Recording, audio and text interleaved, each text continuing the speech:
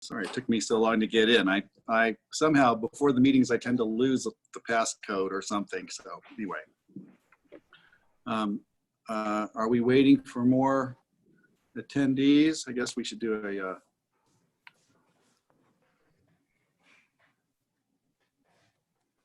I think I need to make a call to order of the Board of Health, Beacon County Board of Health, and we need a roll call. And I can go down my list here, and Karen or anybody who needs to step in to remind me if I miss somebody. We've got Jeannie Siebold's here. Just raise your hands, folks, if you see it. I'm here. Kimberly Levin is as an advisor's here. Torre's here. Tom Kurt is here. We've got Linda Vieira is here. See Linda on our list. Patty, my alternate, is here. And I think, who am I missing from the board? Brent, I don't see Brent here yet. Is he on the list or on the call maybe? Yeah, he, let's see. He isn't on yet, but he did say he was going to come, but he has to leave early. Got it. Okay, and we have our new alternate board member, Dr. Giesel's here. Krista, hi. Welcome. Thank you. I'm hoping, I think after we get this roll call, if we feel comfortable that we have a quorum and we can move forward, I think we have. I'm online also, Greg. And, oh, there you are. Okay, yeah. Ann, hi, nice to see you. I didn't see you pop in. Great, glad you're here. Dr. Kurt is also here. And Tom Kurt's here as well. Yep, thank you. Okay, what I think I need is to an approval of the agenda for today and add any changes as necessary. I think, do we need to approve minutes from last week? Is that part of our last time? Is that part of our, accept a motion to approve the minutes from the last meeting? I'll make a motion to approve. And I see Tom's hand up also. Second from Tom. All in favor, hands up, please. Okay, anybody have, I didn't ask for further conversation on the last minutes, but if you have it, you can raise your hand. We'll be informal here as I get into this. Marky's not with us today, but I'm sure she'll come back soon. Regarding the agenda, any other additions to the agenda that we need to discuss, Karen? Not that I'm aware of. Okay, I think we have everything in here. I did want to make sure we have an introduction of Dr. Giesel, and we have a bit of discussion on, I think we have a place here to talk about, we're going to discuss physical and mental fallout from the fires, for instance, as something we were going to talk about. Other than that, I think we are in good shape. This ought to be a fairly short meeting, we're thinking today, but we'll see how it goes. Okay, so if we need an approval of the agenda, I need to do that again. I need a motion and a second. Hands up for a motion and a second. Tom and Linda. Okay, Tom moved, Linda seconded. All in favor of this agenda? I got hands up. Okay, thank you. Okay. Quick question there. You were just seeking approval for the agenda as it's been sent to us. There Correct. are items that I'm hoping to talk with you about. That's included in round robin, I assume, and topics and agenda preparation for next meeting and such like that. Right. So I don't need any agenda. I don't think we need to make anything now. As long as we have a chance to talk as a Board of Health, that'd be great. Great, and that's why we convened today. So Tori will make sure, and if I skip over or I get distracted, you know, I invite anyone to interrupt and remind us of those things. Okay. Greg, sorry. Yeah, sorry. Karen. What team member just texted me. We actually did want to include a little section on updates on wastewater. Great. Scanning. I don't know what to call it. Right. Monitoring. Monitoring. Thank Who's you. monitoring? Great, thank you. Because I know that we've been talking about it on email, so that's great. If they want to add something, that would be. I think that's a great addition. I don't think we need to vote on that. Maybe it can be part of round robin if necessary. Regarding a statement on health and fires, I've got a couple things that I want to bring up. That's me, and Karen sent me this. Basically, it's about managing mental health during a crisis. I guess that what I was just going to point out that we have incredible resources in our community, from Mind Springs Health, Aspen Hope Center, Colorado Crisis Line. We have Aspen Strong, who works as a resource. We have the Hope, I said Hope Center, okay, in Mind Springs. There is an undercurrent of stress. Every meeting I've been to lately on Zoom, the conversation either before the meeting or even during is that the stress level because of the pandemic and then the economic fallout and now the fires are compounding. And so we have short attention spans, short tempers, aggressive behavior, depressed behavior, and so I think we can anticipate that and expect it. And so how can we deal with it? We have an election coming up. There are plenty of reasons to be stressed out. Near miss from an asteroid, we'll throw that in too. Why not? And I'm sure everyone else has other things. And I think, Karen, are you going to distribute this one-sheeter that we can send to the board regarding that? I'd rather not have to read it right now, but I can give you the bullet points, and it's really be kind to yourself is the general message. Take a break from the news, keep your perspective, and find a productive way to be of service, to help others, and look for opportunities to look into yourself and recognize your strengths is the gist. And there's more to it, and it's worth seeing. I'm sure you'll see that.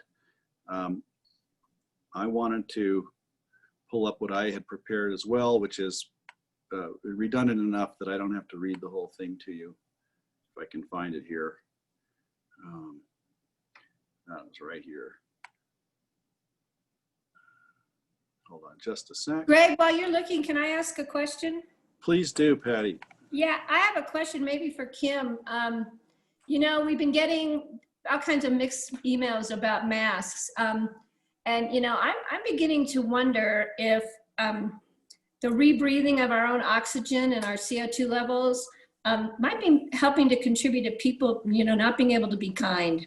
I think it might be affecting our brain function. So is that like a possibility? I mean, I feel much better. I'm at my girlfriend's house with my mask off, and I'm feeling much better today for some reason, maybe because I'm at her house and not at my own. But I just think I kind of have a plan, and I'll send it to Karen, an idea about how people need to find a safe place, take a few moments of peace and quiet, take off their mask, take a couple of nice deep breaths of clean, fresh air, which might be hard to find these days, and just see how much better their bodies feel, their lungs feel, their mind, their body, and their spirit feel. So I'll send it to Karen. I've been thinking about it a lot. I'll put it into a little one-pager, and it might be a great way for people to kind of just regroup, because fresh air is good for us.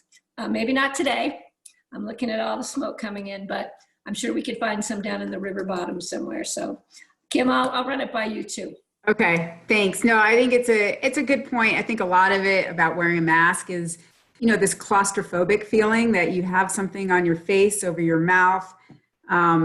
It most likely won't decrease your oxygen levels in your blood, but it might a little bit. And we've got this double, triple whammy at altitude with smoke. And so there's so much going on right now, but I think just the emotional and mental side of taking a mask off and taking some clean breaths is a really good point. Thanks. Thanks, Patty. Thanks, Kim. If I could also, the one piece of information that I found that I thought was very useful is how to be safe and how to make sure you're safe with the smoke that we're experiencing. And it was something published by Garfield Clean Energy. I don't have it in front of me right now, but I will forward that. And I think maybe we could disseminate that. It's really just sensible tips on humidifying your house, how to filter the air, whether if you have an air conditioner that's an inside or outside or a window mounted, how we can actually keep our air clean in our house. And if the smoke comes in, do you open up all the windows and turn on the fans, or do you close all the windows and turn on the humidifier? Those are debates we've actually had in my house. And I close the windows and my wife opens them, and we go back and forth. So I will share that with you as well. But I would think perhaps it's time to move on. We've got the one pager on managing your mental health and at least paying attention to that. And I think if I could, if this is the time to do it, Karen, with your nod as well, I would love to introduce Dr. Christy Giesel, who's our newest member.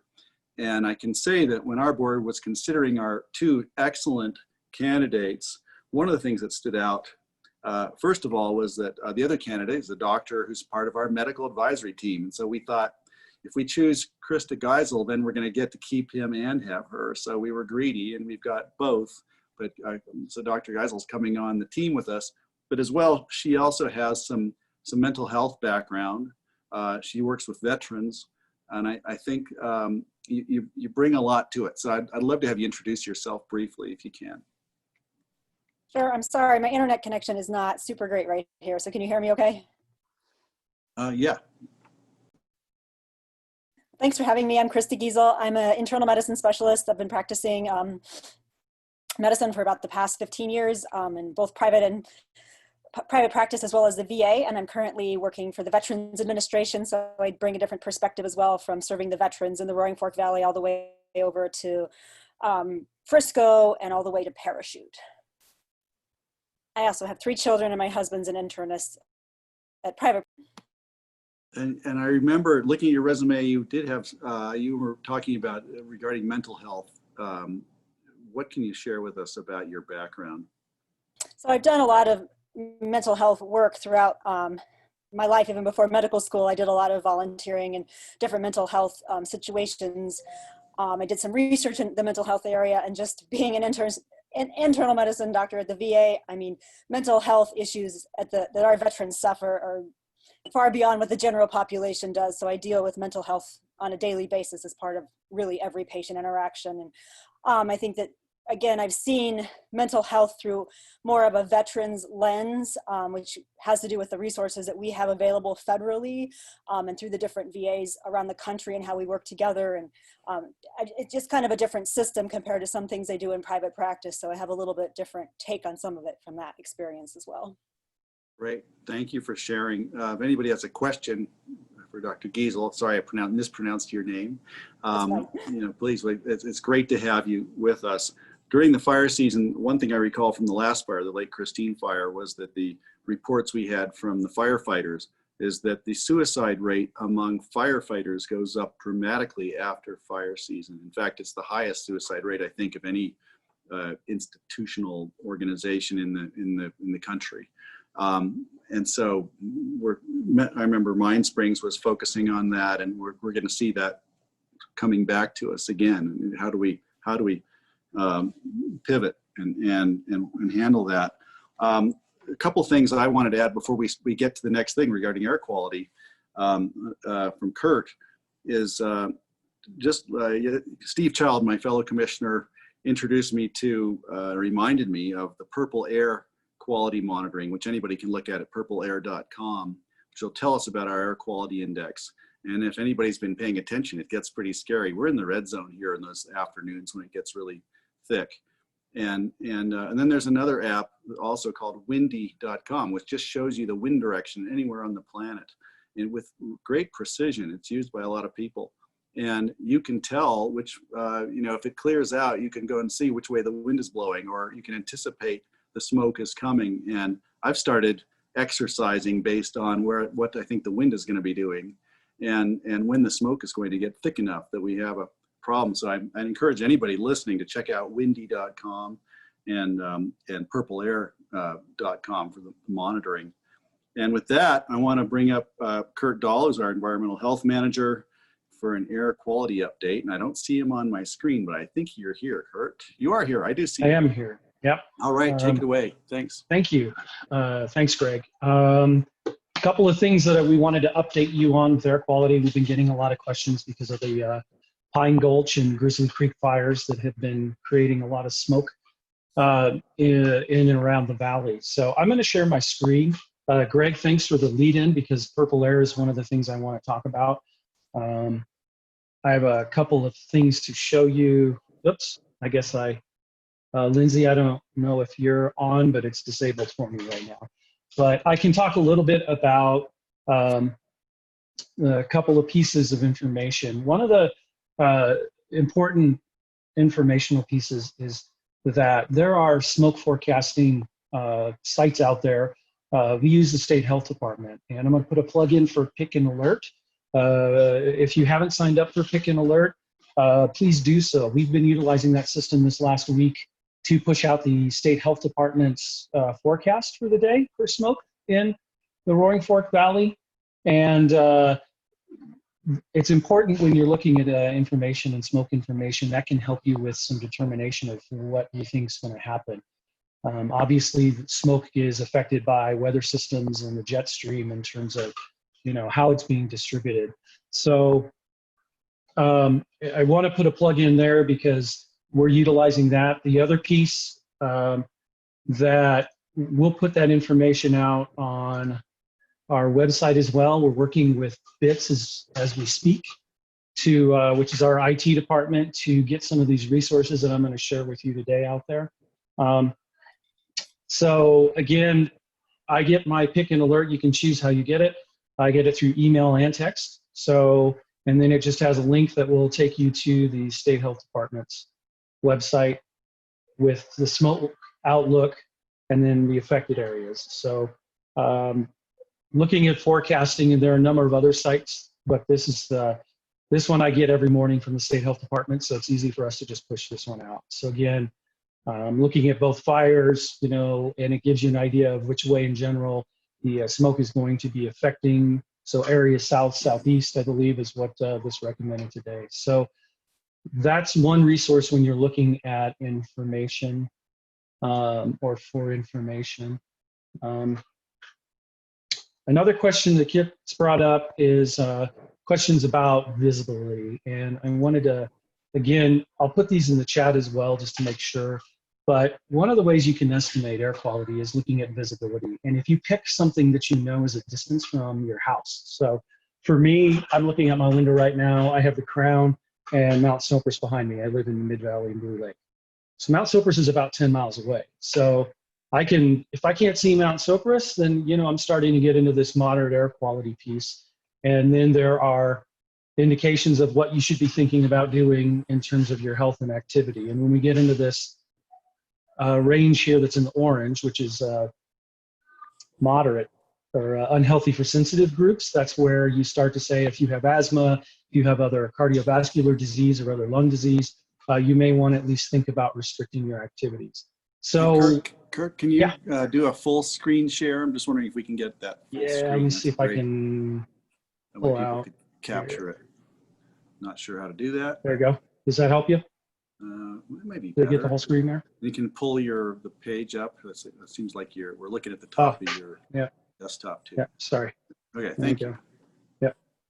And like I said, I'll put this out on the web as well in the chat so that you have a copy of this. This is put out by Idaho. But it's really useful. Brian Dougherty, who our environmental health specialist, lives in Aspen. He looks at buttermilk, and that's one of the ways he will judge. He lives in Centennial and Aspen. So you can take a judgment of what, Greg, you were referring to, this air quality index, based on how far you can see. So that's a really useful tool to look at. You know, if we do have advisories and we do get into some of these higher ratings, again, we'll utilize the Pick and Alert system to push out things like if we think people need to stay indoors or sensitive groups need to stay indoors because of high levels of smoke. So again, it's really important that, you know, if we're pushing out guidelines like that, that people are following them. And again, you know, I think it's really important, you know, that's one of our utilizations for that Pick and Alert system is to try to get that information out. So if we have any media present, it'd be great if, you know, the newspaper could publish something like this. If they aren't already, it'd be really valuable, and maybe we can suggest that and push that out to them. That's a great idea, Greg.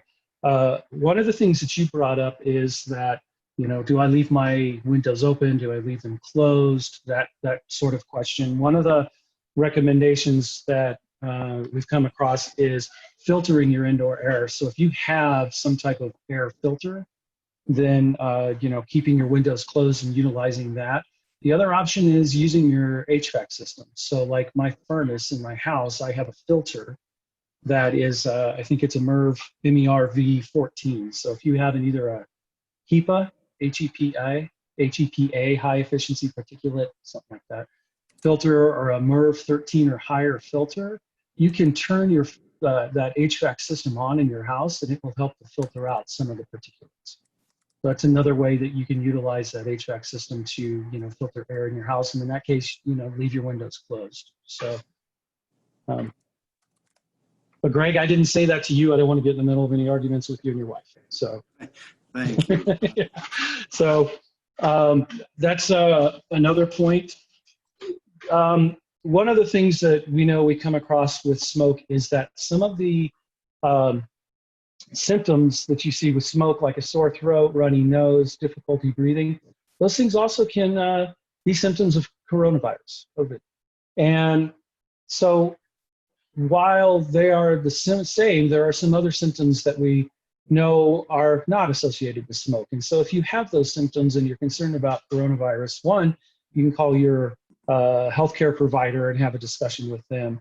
Two, the other thing to pay attention to is, do you have any other symptoms? Because some things like fever, diarrhea, the chills, those are things consistent with a virus, not consistent with smoke. And so if you have those, then it becomes more concerning that you have a virus. And again, you'll want to talk to your healthcare provider about that. So there's a little bit of crossover there, and I want everybody to be aware of that.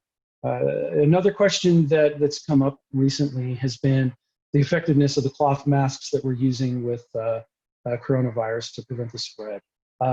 They do not help with the prevention of, or help at all with the wildfire smoke in preventing that. They're not dense enough. The particulates actually can flow through the mask, so they're not going to help with the wildfire smoke, but obviously they help with COVID, so you still need to wear them. But that gets asked a lot. I think somebody else asked if surgical masks help with that. I don't believe they do, but I haven't looked that up. But I know we joke about surgical masks really in terms of inhalation, stop gravel, and that's about it. It's more about protecting everyone else from what you have. So, Greg, back to what you talked about, I wanted to talk a little bit about purple air, because these are sensors, they're low-cost sensors, and while they're really useful, I want to point out that the information that's being provided isn't quite apples to apples with EPA guidance, but you can use this as a general information and a general trend. So, we can say that it looks like Glenwood Springs certainly has worse air quality than the rest of the valley. But getting literal with the colors and numbers with these purple air sensors, I don't advise it. And part of the reason is because when you get above fairly low level with these, they start to overestimate the particulate matter. And so that's really an important piece to realize, that these may not be the actual realistic air quality numbers. The other air quality indexes. The other is air quality index is actually calculated over a 24-hour period. So these are being done in 10-minute intervals. So it's not, again, apples to apples to the EPA recommendations, but it's still really useful to understand, the smoke and the spread of the smoke. And again, here, just for those not familiar, there are a couple of different options with the sensors. They read both PM 2.5, which are 2.5 microns or smaller, or PM10, which are 10 microns or smaller.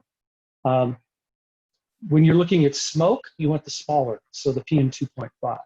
If you're looking at more dust, things like that, those are the larger PM10 particulates. So, so this is this map. It's at purpleair.com. It's still really useful in terms of just understanding, generally, wow, it looks to me like the air quality outside is, still degrading as I get closer to Glenwood Springs. So Brian Dougherty pointed this out to me. This is a fire airnow.gov. And that's a partnership between the EPA, the CDC, and NOAA, and a few other federal agencies. And this really looks at mapping out the smoke and smoke plume. And so like right now I have the Western United States up, and you can see all of the different fires here going on. And then you're able to zoom in and actually dial in, and you can see, getting a general idea of what this is like in your region. So I'm this blue dot right here. They are working with not only the purple air sensors. They're working on a process to actually prove the value of that information. And those are what these squares are here. But these triangles are monitors, and those are more sensitive, more accurate instruments that are regularly maintained. The calibration is verified. And so they're using all of this information in conjunction. And again, I'll put this link in the chat, but this gives you an idea of generally what the smoke outlook is in Western Colorado. And again, this is really being affected by the Pine Gulch fire north of Grand Junction, and then our fire Grizzly Creek. And the air currents are generally taking that smoke south. The other piece that I wanted to point out that's a really great air website, AspenAirQuality.com. City of Aspen has a monitor, again, a higher quality instrument that they have on the yellow brick building, but then they have a web page that's dedicated to this information, including, again, the PM 2.5, which is what we're looking at with smoke, the air quality index, and this is again based on the 24-hour time period that the EPA uses with their actual air quality index. So this is accurate. Great resource, especially if you're in the Upper Valley, because this really talks more to what's going on in the Upper Valley. And I think with that, I wanted to stop there really quick, and I've hit you with a couple of things. Generally, we're expecting we're going to see smoke for a while, as long as we have the Grizzly fire burning, especially. I think last I saw, we had 4% containment this morning. But I know even after the Lake Christine fire, when we had containment, we continue to see smoke being produced through or from that fire for a fair time after full containment. It will smolder. So we'll continue to put out information with forecasting. The intent will be to use the pick and alert for as long as we think there are concerns around the smoke. And again, we will get this information posted up on our website so that you all have access to these links and you can share them with others. Hey, Kurt, Yep. thank you for the presentation. We'll take questions if people have one. If I could throw the first one, and that's that on the Aspen Air Quality, they've got the air quality index. It's 46, I see on that. Yep. Yep. And that's a 24-hour average. Is that correct? Is that That's correct. That's right. correct. So what we've been seeing is the afternoons where the wind shifts and the valley fills up with smoke to a huge extent. And then it clears out and the mornings are clear. So it's averaging those two, but it's not telling us what, say, a 5 or 6 or 8 hour period might be where it's really bad. Now you have an hourly index on there as well, but it's in parts per million.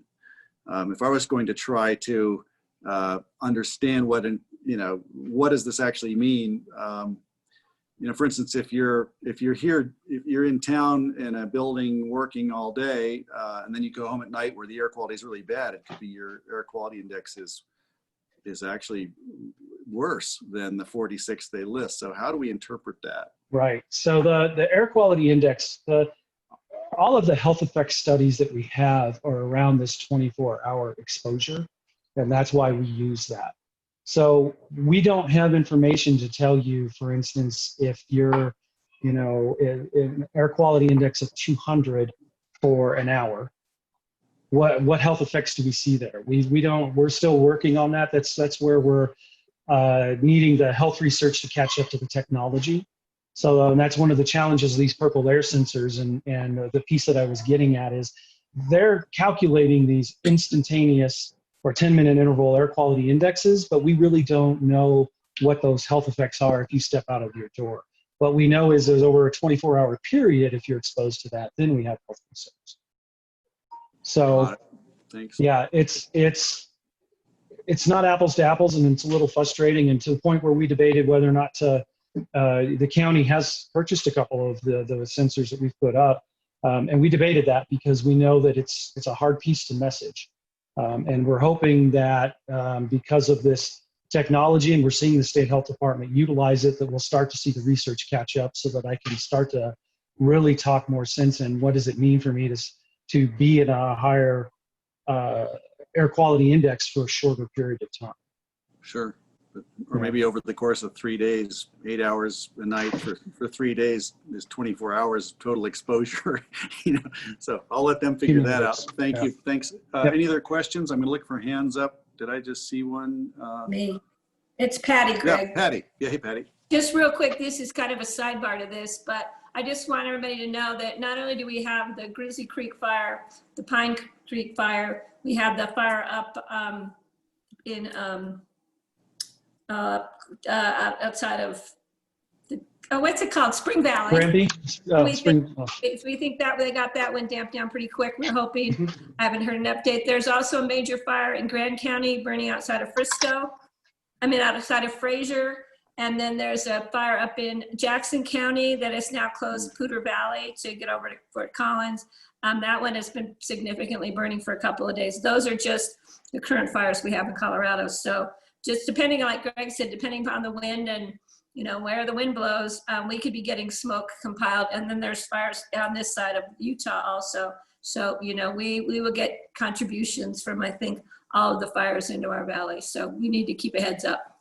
And there's really no point in trying to drive somewhere to get away from it, because it seems to be, you know, the plume is heading all the way down into New Mexico on one end, and then it shifts back up. So good luck to us all with our masks. It's a great point.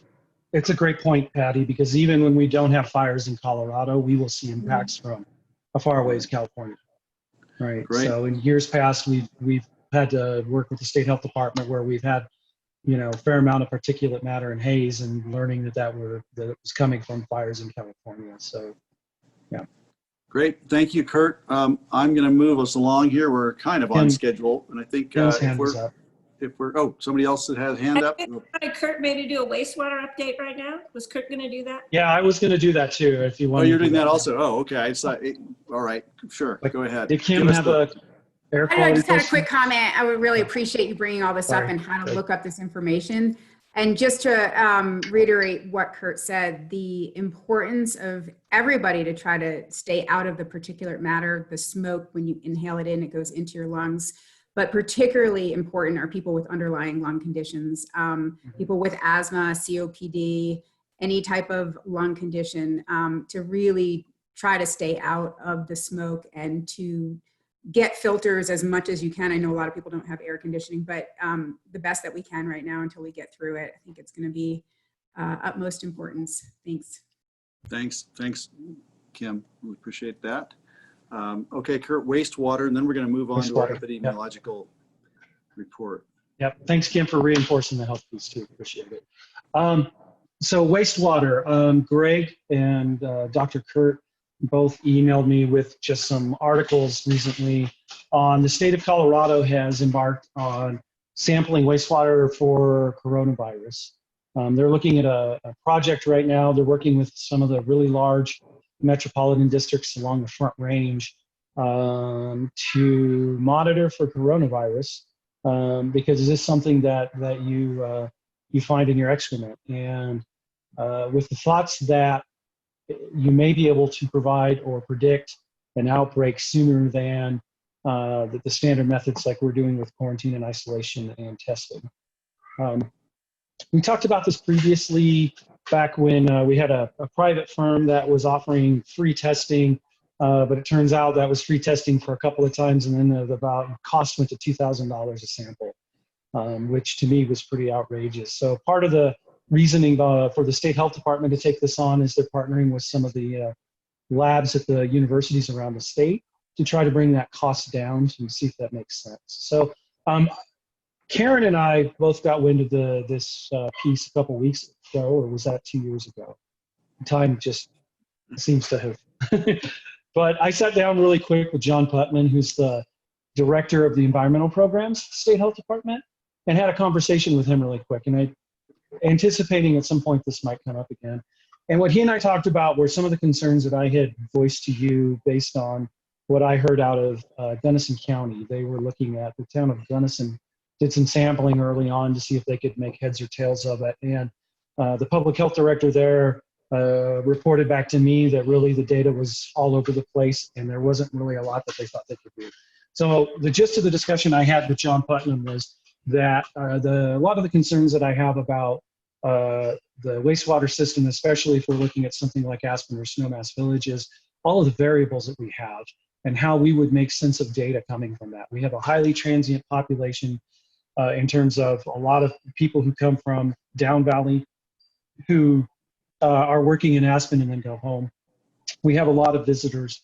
And so we have a lot of variations in the wastewater flows that while we can account for a little bit, how we then understand the coronavirus and how that might affect our community if we see spikes wasn't clear. And John agreed with me on that aspect. The other thing that we talked about that is still, I think, to come is even when they produce this data, there's some question about what to do with that data itself. How do you utilize that data to drive policy, to make decisions, things like that, knowing that this isn't about prevention or can you move nimbly enough to do prevention, things like that. And then, so that was more to come. So I left this with John and said, when you guys want to start to move to smaller systems, I know my Board of Health has been interested. We would need to reach out to Snowmass Village and Aspen to see if they would be interested, but there's been some interest in our part. And so if and when you do, we'd like to, at least be included if you can, see if we can tease out information there. We may not be able to. And John and I both thought that there's probably a minimum size of the number of people you serve in a wastewater system in order for this to really be effective. Because if you have too many variables going on with people traveling in and out, you may not be able to isolate enough of that information to actually, determine that you're going to have an outbreak in Aspen versus without all the staff from Glenwood coming up or Eagle County come up. So more to come on this, but for right now, we're in the hold pattern with the State Health Department. As they work through trying to prove out this information with the larger systems, they'll start reaching out to smaller ones. And so I'll follow up with them when I hear about that. Thanks, Kurt. Krista, question? Yeah, I just had a question for you, Kurt, about that, because the one case report that I read about this includes Yellowstone, where they have been monitoring, a very transient population, obviously, of people coming in and out of Yellowstone. And they, it's just interesting for us in terms of ski season and things like that, if we do.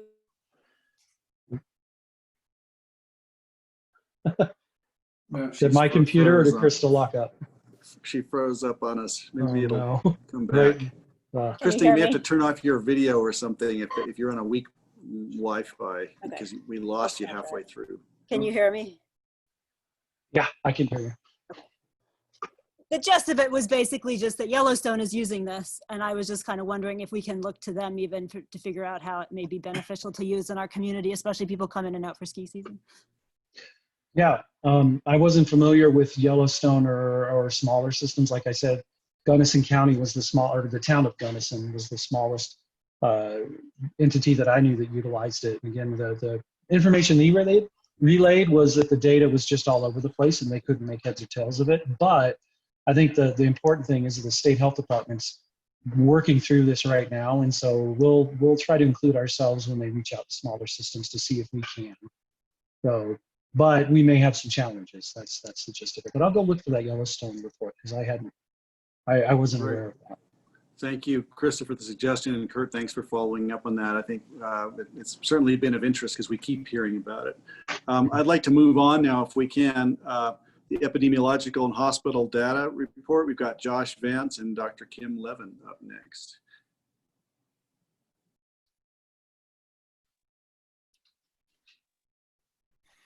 Thanks, Greg. So Kim and I, Dr. Levin and I are going to be sharing on long-term effects from COVID-19, basically taking the research that we have right now and just compiling it into a summary to share with you. We know that the data and research is still limited on long-term effects from COVID-19, but we wanted to take this opportunity to share what we know. So I'm going to do a quick update on case counts. It's pretty uneventful, which is actually a good thing. Then I'm going to share just a few slides on the hospital data that ABH sent over to us. I'm going to discuss long-term effects that we know about in children, or that the research is showing us in children. And then Dr. Levin is going to discuss long-term effects and some case studies in adults. So here's our current epidemiologic curve. You'll notice that over the last 2 weeks, we have had a significant decrease in the number of cases that we've had reported. We went 12 days without a new reported case. We received one last night. That was the first one we'd received in 12 days. So over the last 14 days, we have had one case reported. And so our incidence rate is obviously significantly reduced because of that. This is a region-wide thing. Eagle and Garfield are both seeing decreases in their cases as well. And the state is actually seeing a pretty significant decrease in total number of cases statewide. As far as the hospital data goes, this is daily emergency room patients with COVID-like symptoms that have visited the emergency department.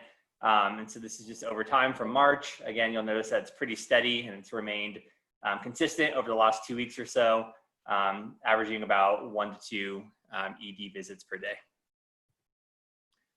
Same idea with the Respiratory Evaluation Center. They're seeing on average about 4 to 5 individuals a day, but that rate has stayed pretty steady and pretty consistent.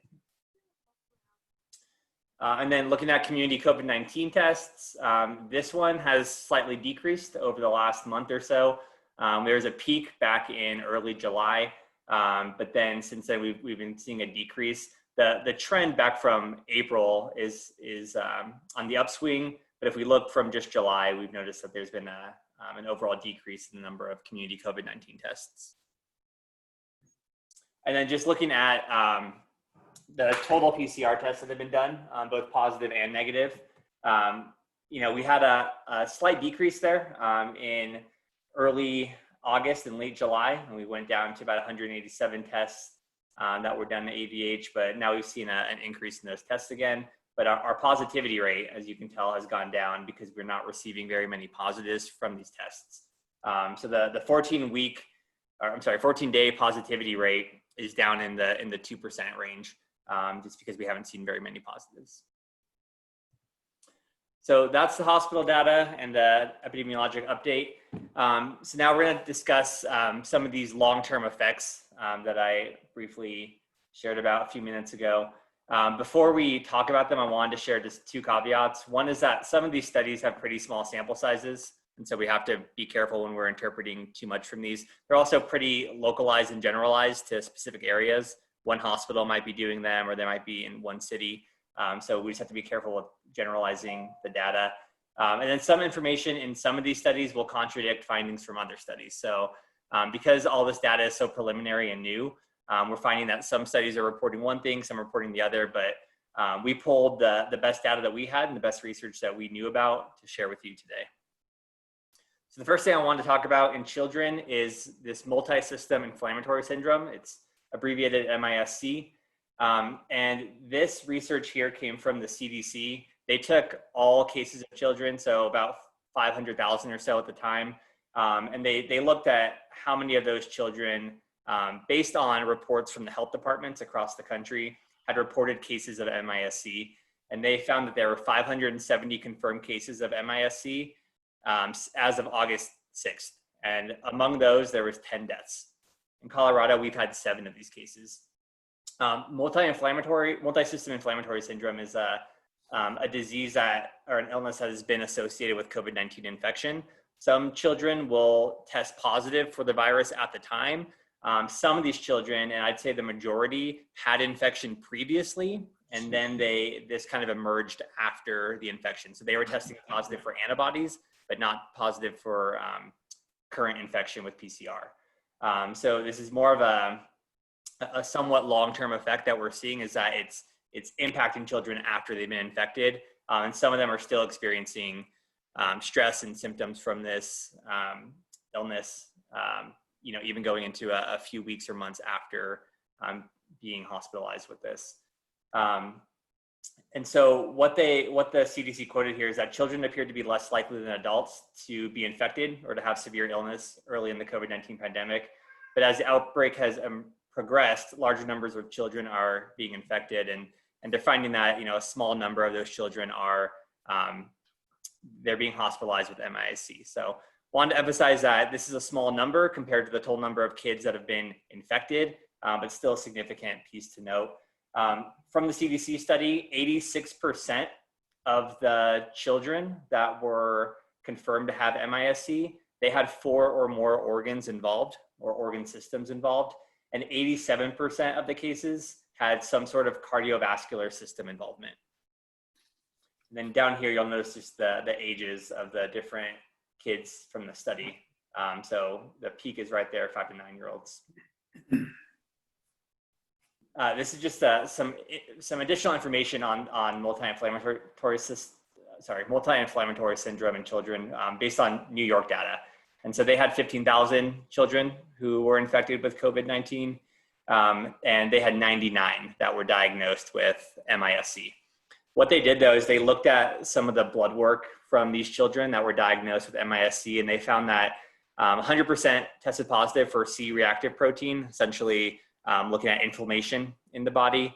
91% had significant levels of D-dimer, so looking at blood clots that have been dissolving, and then 71% had levels of troponin that were higher than they should be, so signifying some sort of heart injury or heart involvement. And then another piece that I pulled from their study that I found interesting is that we know that children, when they test positive for COVID-19, only a small number of them will have fever, anywhere from 20 to 50%. Here, we found that children that were being admitted with MIS-C, all of them from New York study had fever. And so just something to note that there are significant differences and things to note about MIS-C, but also compared to just children that are infected in general. And this is a graph that I pulled from that same study. And so the blue is total number of cases in New York. Red are the reports of multi-system inflammatory syndrome. And so you'll notice that you tend to see these cases increasing near the end of the epi curve here. One reason for that is because this was not a very well-known or well-studied illness at first. And so we probably missed some back here. But it also echoes the fact that MIS-C appears to occur weeks or maybe even a month or two after infection. So if the child was infected over here, we may expect to see that they then develop MIS-C later on in the pandemic. So the spikes over here are not that surprising, but just something to note.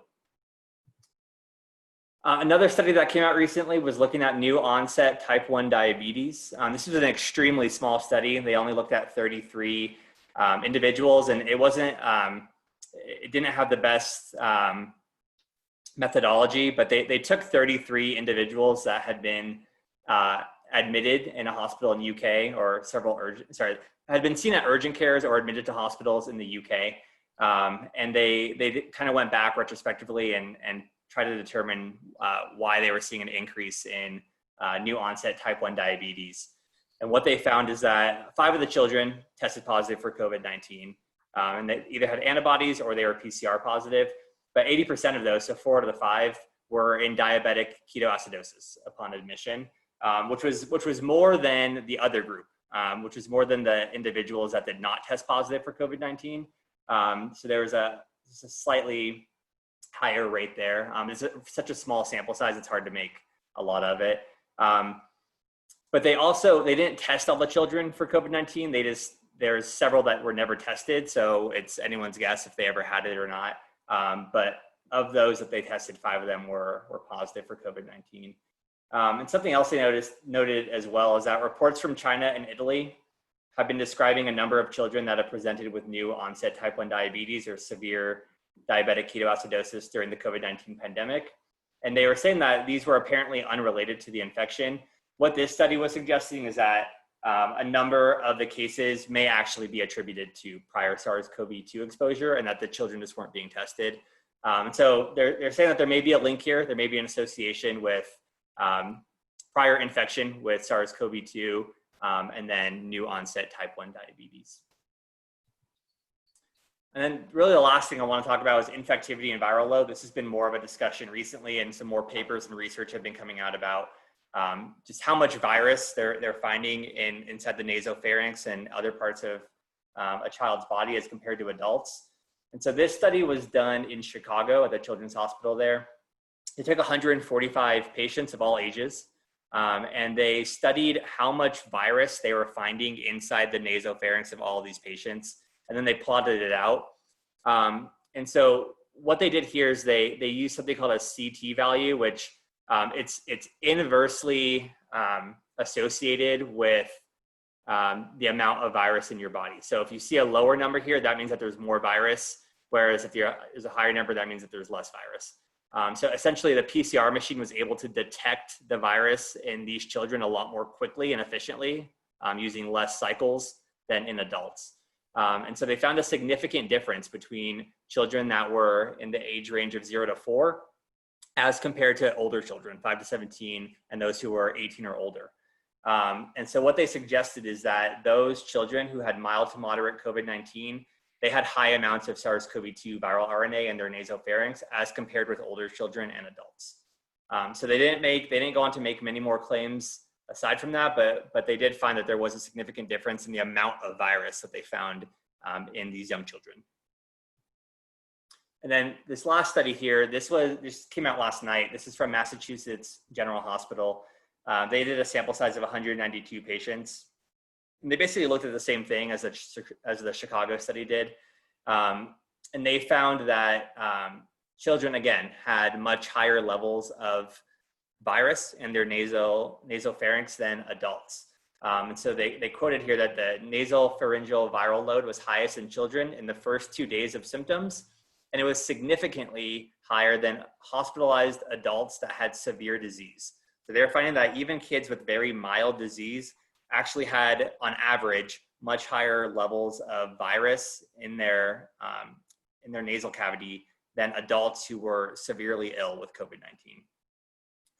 This graph over here, or chart over here, this shows the level of symptoms that they found in each patient. So up here, these are patients that were negative for SARS-CoV-2 and the percentage of individuals that had each symptom. So if you look at congestion, for example, about 20% of SARS-CoV-2 negative patients that were in this study had congestion, whereas a slightly higher amount of SARS-CoV-2 positive patients had congestion.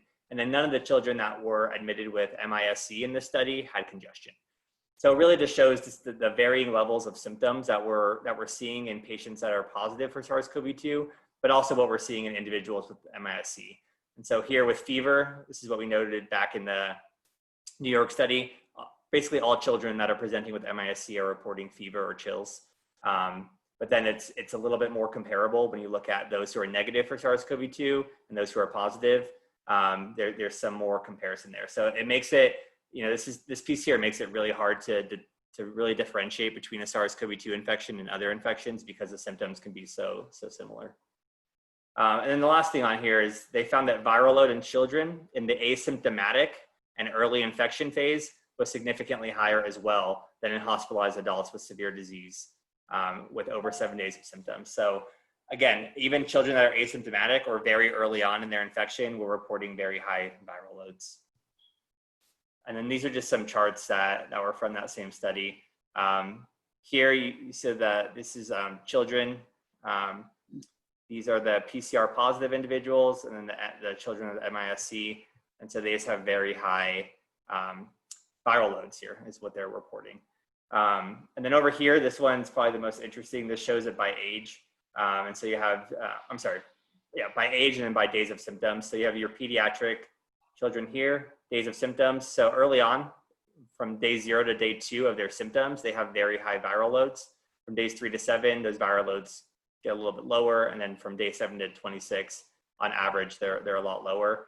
And then these are the hospitalized adults. So this is the average viral load that they have in the hospitalized adults. Again, very small sample size. I mean, there's only 2 in here that they were looking at that they caught so early on. But still, just significant levels, significant difference between children and adults. And then the last thing on here is just get this out of the way. So move real quick. Although transmissibility was not assessed in this study at Massachusetts General Hospital, children with higher viral loads and non-specific symptoms, including rhinorrhea and cough, can likely transmit SARS-CoV-2 as easily as other viral infections spread by respiratory particles. So the study found really that, because of the high viral loads that are in the child's nasal cavity, that it's probably just as easy for them to transmit SARS-CoV-2 as it would be other respiratory diseases. There's the citation. So now I'm going to hand it off to Dr. Levin, and she's going to go over some case studies and discuss long-term effects in adults. Great, thanks, Josh. That was a really good overview. And two things I just want to say about that before I move on is how rare MIS-C is. I just did the calculation from the New York data. It's less than 1%. It's around 0.5%. So I just want to emphasize that. And then the second thing is that's interesting about the data looking at the levels of viral load versus hospitalized adults. But I also want to remind you that by the time adults get hospitalized in general, that's 7 days post after the start of the symptoms, that oftentimes they're going down. So again, all of these studies are so initial and the data is very initial. And so I think the disclaimer that Josh had in the very beginning is one of the best ones as we go through this. So, okay, so Karen had asked me to look at the long-term effects of COVID. And again, I'm going to do the same disclaimer as Josh, that these are initial studies. And I felt in doing mine that I thought it would be worth it to look at some of the research, but in my presentation, I wanted to combine some local cases and also look at some of the medicine behind it. So kind of do a conglomerate, and it's a little bit longer. I thought we had a whole hour, but anyway, bear with me. So mine's gonna be a combination of some research, some medicine behind it, and then I spoke with a few people in the Valley who are really struggling with long-term effects of COVID, and I wanted to give them a voice and talk about this in real time. So let me share my screen here.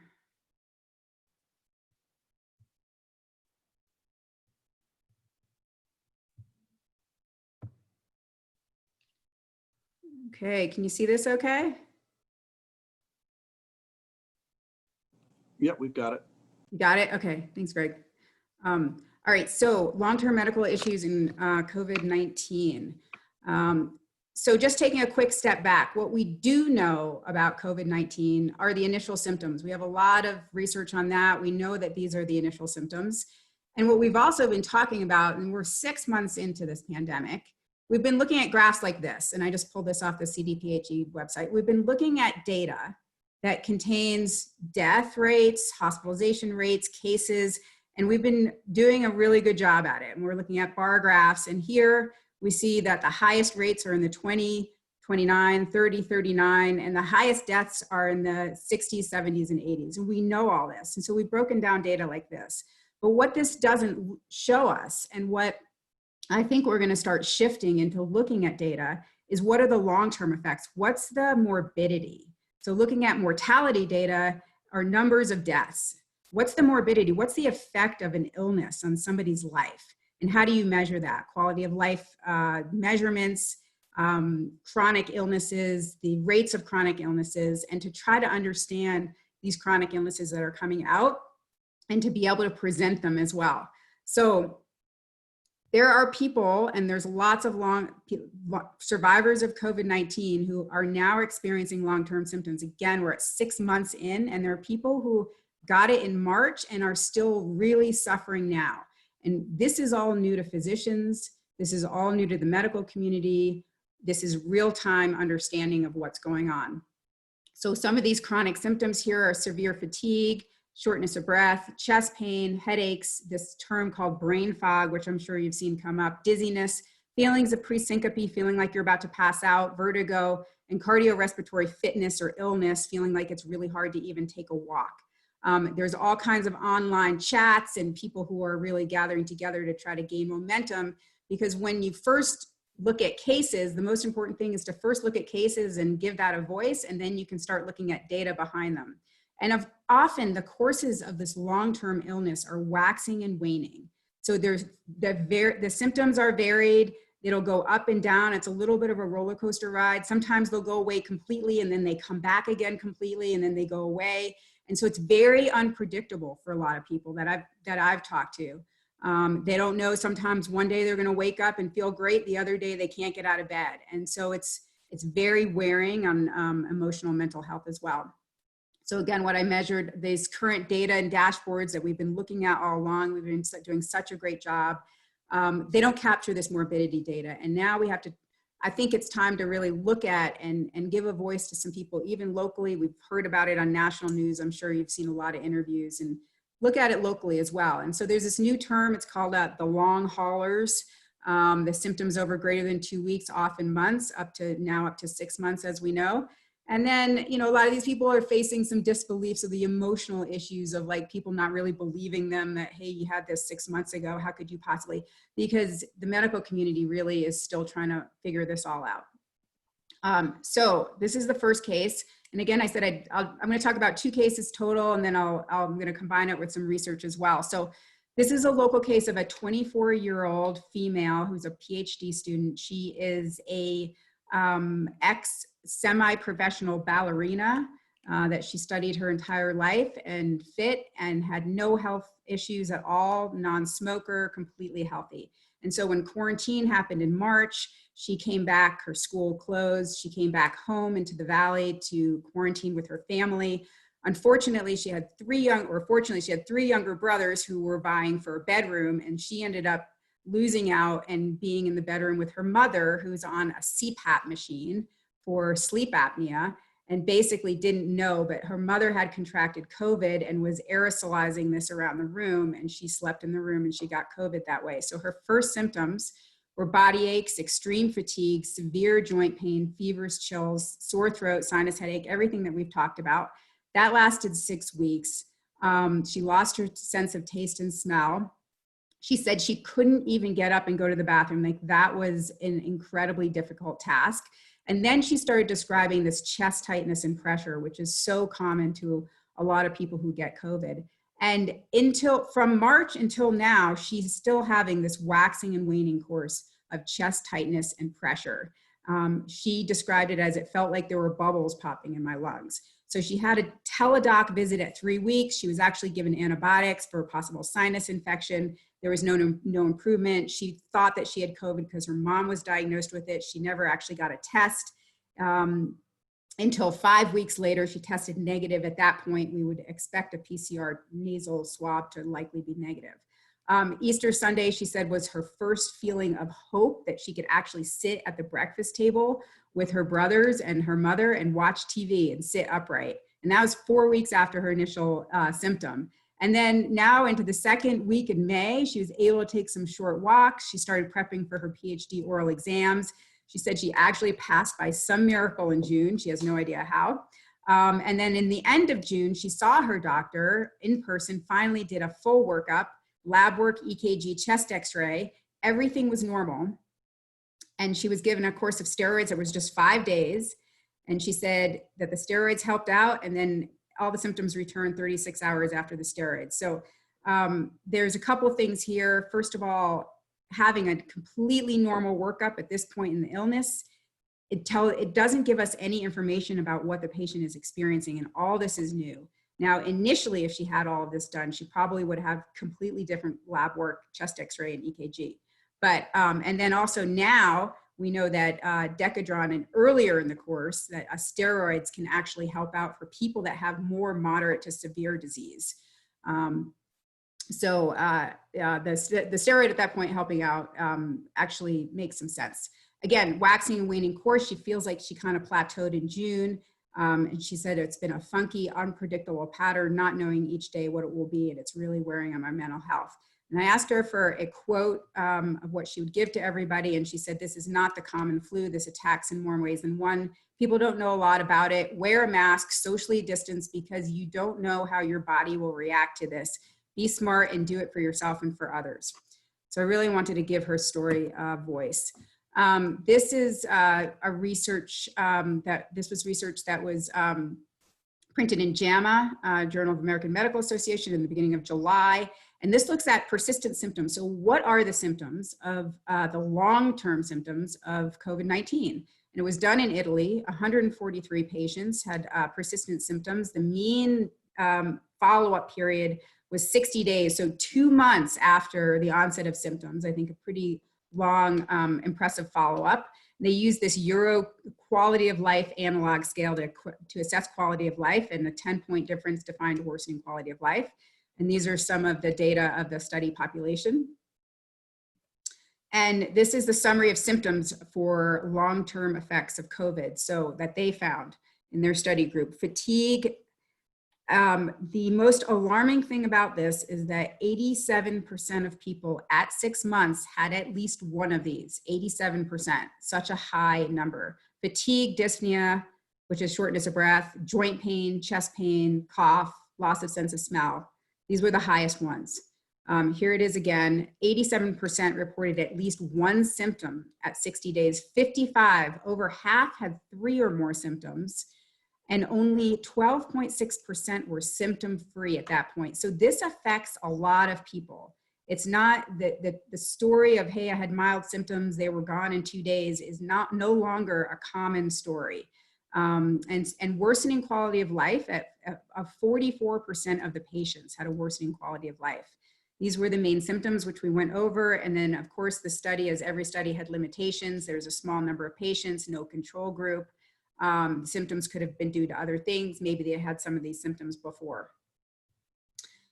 I wanted to just look quick at mechanism of coronavirus and how it affects the body. So we know that coronavirus has these little spike proteins, and these little spike proteins are actually the focus for a lot of the vaccinations, because that is the key to the coronavirus going into our cells. And the receptor that they attach to is called the Ace2 receptor. A lot of you have probably heard about this. So the virus enters the cell. It does direct virus invasion in terms of damaging cells directly. And originally, we thought and knew that the Ace2 inhibitor was in your respiratory system, in your nose, in your lungs. And this was primarily a respiratory illness. When we first started out with COVID, this is a primary respiratory illness. Now, with long-term effects, turns out ACE2 is in many other organ systems and has direct viral invasion into a lot of other systems in your body, not just your lungs. So here we see the lungs are certainly one of many, and it causes an acute viral syndrome, acute viral pneumonitis. There's little, and I have, actually, you can see right in the middle here in the CT scan, these little patchy areas are all the virus damage and inflammatory damage. The brain has ACE2 inhibitors, and it can cause an encephalitis. The heart, the myocytes, which are the cells in the heart, have ACE2 inhibitors, and so there's direct virus damage to the heart, and these are part of the long-term symptoms and conditions that people are having, and we're starting to see. The kidney, the gut, the liver, and then this doesn't have it on, but I'll talk more about it later, is the vascular system. So your blood vessels, your veins and arteries, that they are affected directly with an inflammatory process. And that inflammatory process causes clots, and it's a hypercoagulable state. So you have this systemic inflammatory process that happens from the virus coming in. And you had some people go into a cytokine storm, which is a very strong inflammatory process. Other people might have a lower grade inflammatory process. And sepsis, there's bacteria and other illness, that's the stresses that are caused from it. So the effects of COVID-19 by organ system, and again, all of these systems are now showing up in long-term effects, and that's why I'm bringing this up.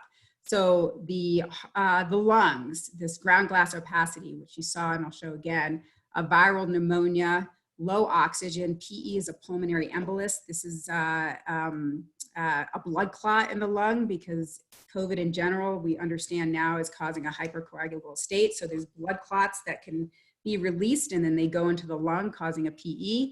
And what all of this happens is that there's lung scarring and fibrosis that cause and can cause long-term chronic cough and shortness of breath and problems breathing in the long term. So in one study, 30% of patients with CT scans of their chest actually had pulmonary emboli. This was in France, versus a normal population having only 3 to 10%. This was in ICU patients. So we look at the heart. There's acute heart injury by the virus invading and from this inflammatory process. There's heart arrhythmias, long QT syndrome, which some of you may know about, myocarditis, which is now coming up more often in terms of an inflammation of the heart muscle, and acute coronary syndrome, which is a heart attack, and which they think may be caused again by this inflammatory response that can have little plaques can rupture off and cause heart attacks. And then as a chronic long-term condition, a chronic cardiomyopathy, if you've had all this inflammation, you kind of damage the heart muscle, the heart tissue, and your heart doesn't function as well. And it can lead to chest pain and shortness of breath and some of these longer term symptoms. And vascular, we talked about the veins and arteries, and it's a prothrombotic state or a hypercoagulable state where there's little clots that are formed. They can be tiny little clots. They can be really big clots. DVT is a clot in your lower leg, a deep vein thrombosis. In one study, there's up to a third of ICU patients had DVTs. I mean, such high numbers that we've never seen before. Usually ICU patients have less than 10 or less than 5%. And then stroke, which is a very big and potentially long-term condition from clots that are released and end up in the brain. So that leads us to neurologic: headaches, dizziness, this brain fog, the loss of smell and taste, and encephalopathy, or this confusion that can happen just from the inflammation, little tiny thromboses in the brain. And this New England Journal case report that a lot of people refer to in April that came out from New York, that there were a series of large vessel strokes in patients under the age of 50 who were previously healthy. And so these are all very concerning in terms of long-term, the GI tract and liver, and then also some dermatologic findings. So this is a CT scan, and you can see where the arrows are here, these little like fluffy white areas. This is the ground glass opacities. And I'm showing you this, and you can see it so prominently here. It's kind of all through the lungs, all of this whiteness. And these are called COVID lungs. And this is inflammation. This is an inflammatory process that can lead to long-term scarring. And some of this is seen months after people who have CT scans. This can persist months after the onset of their symptoms. This is actually a picture of a really big pulmonary embolus where the arrows are in somebody with COVID-19. So the CDC put out a report on July 31st, and they did a survey identifying long-term symptoms of adults diagnosed with COVID-19 who were not hospitalized. So a lot of this severity data does come out of hospitalized adults. And so there's some data that's coming out now with people who are not hospitalized. They looked at 2 or 3 weeks after a test result. Oops, sorry. And there were 292 respondents, and at 2 to 3 weeks, 35% of these people who were not hospitalized did not return to baseline. 1 in 5 aged 18 to 34 who were previously healthy did also not return to baseline. And then the CDC contrasted this to influenza, where over 90% of outpatients recover within approximately 2 weeks. So this, again, is more evidence that COVID-19 is different from the flu. There's some similarities and there's a lot of differences. And again, this is just rolling out over time, and we're in it real time. We're at 6 months. So the CDC reported that COVID-19 can result in prolonged illness, even among healthy young adults who had mild symptoms, and the need for this messaging is warrant and urgent. I wanted to mention there is something called a post-viral syndrome. So these long-term symptoms it's not the first virus that we've seen this in. There's lots of other viruses that have caused some type of a post-viral syndrome, so long-term effects. And I just listed some of them here: SARS, Epstein-Barr, HIV, West Nile. We just had one case in Colorado of West Nile, adenovirus, the common cold, influenza, herpes, measles. And so all of these symptoms of this brain fog, difficulty concentrating, sleep disturbances, joint pain, muscle aches, myocarditis, inflammation of the heart, inflammation of the brain, have been seen in some of these other viruses. And so there are some similarities. And again, it might be related to these cytokines or inflammatory cells and markers that can cross the blood-brain barrier and affect the brain and other organs. This is the second case I talked to, and I talked personally with both of these people in the Valley. So this is a case of a 45-year-old healthy, athletic male, no past medical problems at all, never smoker, no risk factors. Again, we have identified some of the risk factors for severity of COVID-19 in the acute phase as age greater than 65, hypertension, diabetes, cardiac illness, and autoimmune disease. This guy had none of those. He was skinning up tie hack and snow mass at the quote peak of his fitness before he contracted COVID early in March. And he initially had a flu-like illness, myalgias, which are muscle aches, fever, weakness, severe fatigue, loss of smell.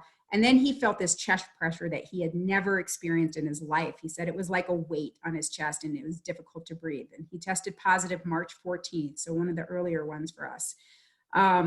His quotes, and it was his testimony to this, or his description was just really gripping, that he seriously felt terrified going to bed. He was wondered if he was going to die in his sleep, which is terrible, which led to his severe insomnia, which never helped with his sleep cycles were off. And he said he would become completely wiped out from a simple walk. And this is a guy who had the height of fitness just a few weeks before.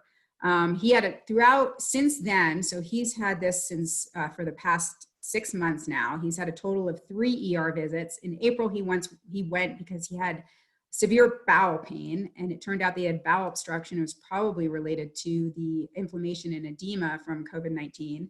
In June and July, he went to the ER again, each for chest pain. And he describes this as a pulsing electric pain in his heart with palpitations. His CT scan actually in April showed he had a scan of his abdomen and pelvis, but it actually went into his lungs, which we've seen a lot of happening, and incidentally saw all that ground glass appearance of his lungs. And so that was 1 month after he still had a lot of findings in his lungs. He's seen a cardiologist down at Valley View Hospital. He's had a stress test for this severe chest pain, an echo, which is an ultrasound of his heart. He had a CT score, calcium score of his heart. Everything looked normal. Although he couldn't finish the stress test, he didn't have the energy to do it.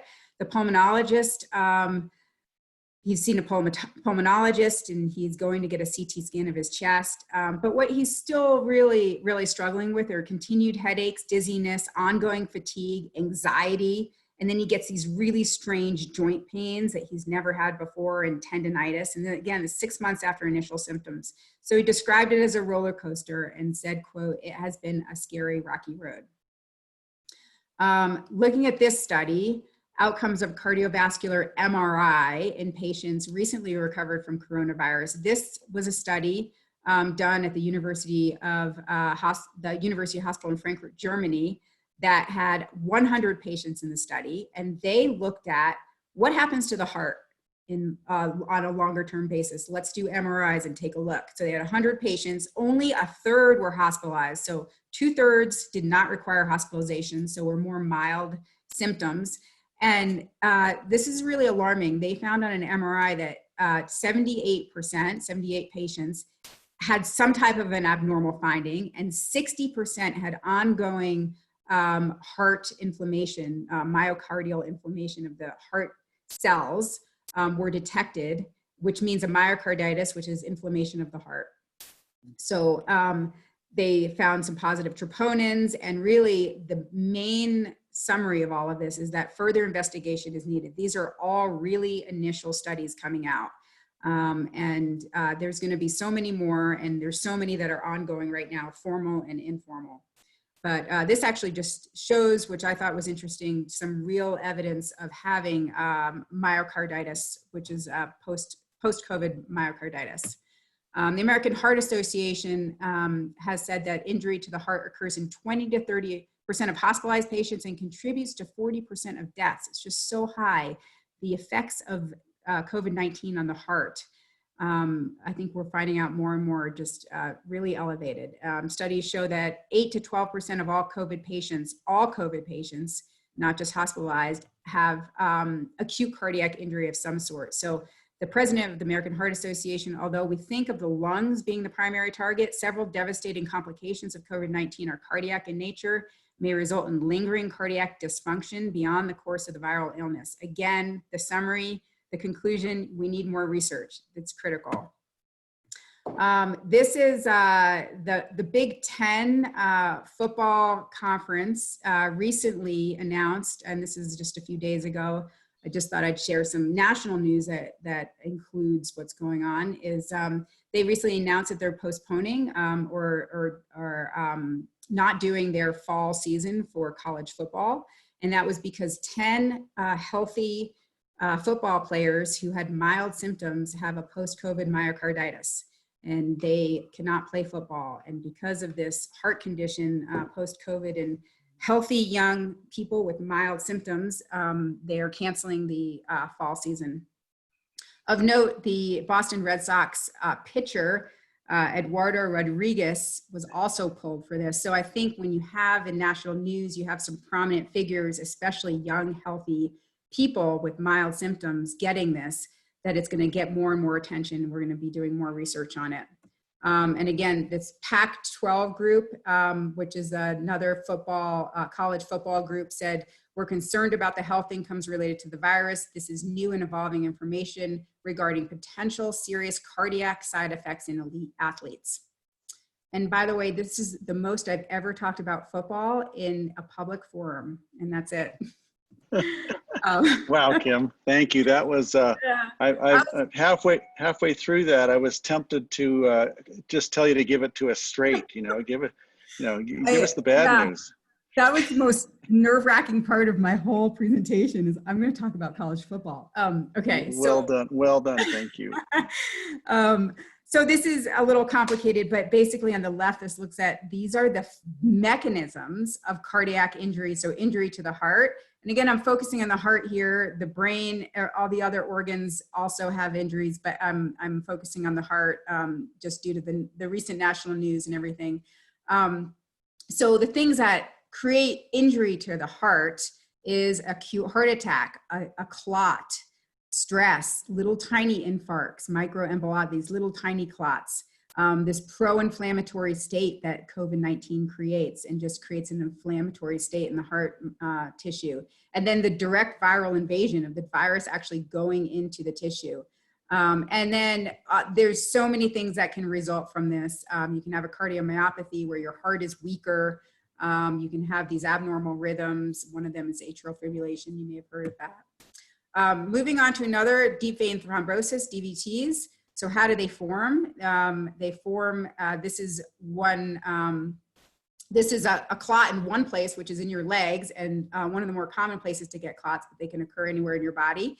And because of this pro-inflammatory state of COVID-19, the endothelial cells inside the lining of your blood vessels are more likely to make the blood clot. And that's what happens. And it clots, a lot of times it clots at this little valve, and then a piece and a clot is set loose and goes to one of the other organs in your body, like your brain or your lungs.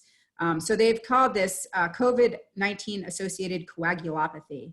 And what we're doing now, and there's been protocols that have been changed, and this has all been going on in ICU research, and is that we're putting people with moderate to severe disease are actually getting anticoagulated before any of these clots. So there's a prophylactic anticoagulation that occurs in these hospitalized patients with moderate and severe disease. And then of course they get treated with full anticoagulation if they develop a clot.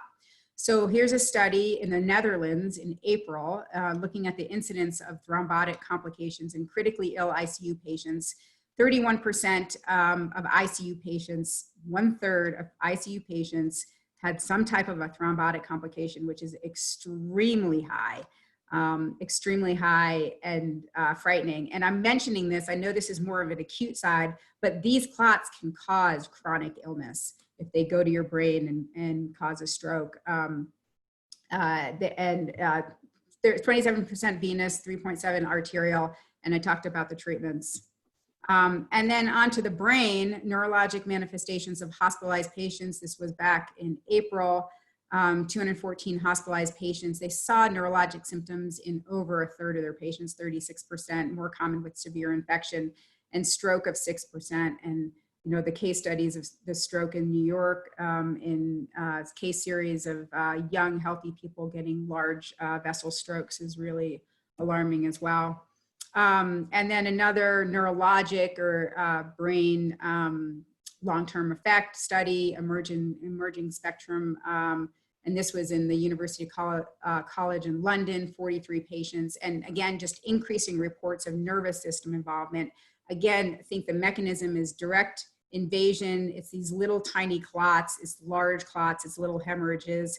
And they also think the nerves in the central nervous system can be demyelinated, which is what happens in Guillain-Barré syndrome, which Guillain-Barré syndrome we've seen with other post-viral syndromes as well.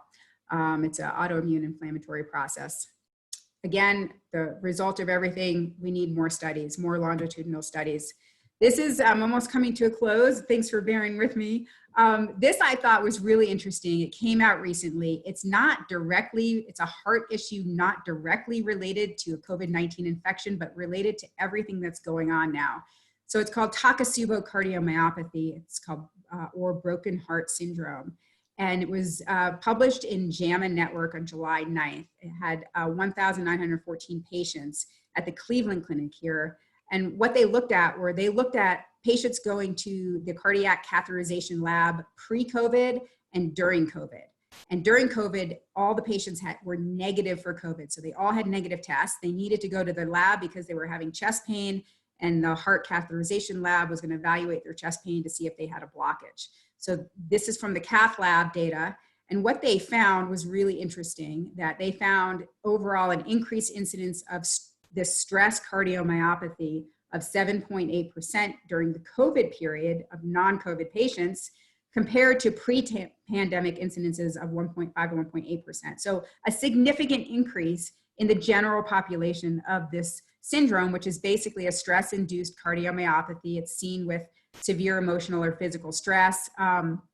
It mimics a heart attack. It's not a heart attack, but it mimics one.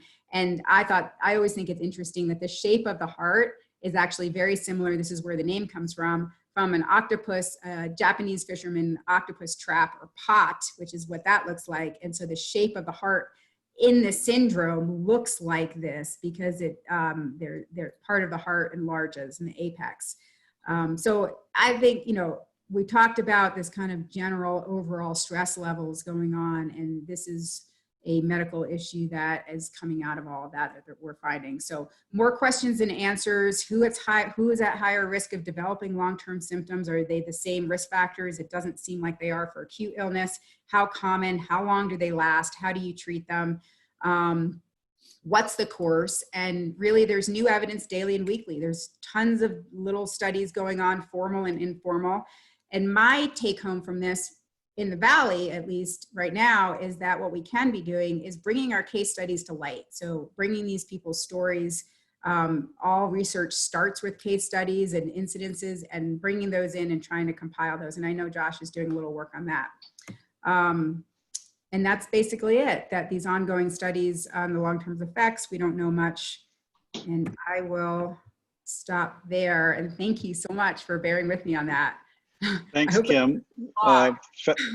Fascinating. I'm not sure how many people have questions. That's an awful lot to absorb. I guess what I want is some reassurance that this all needs more study, but it's daunting and it's very sobering.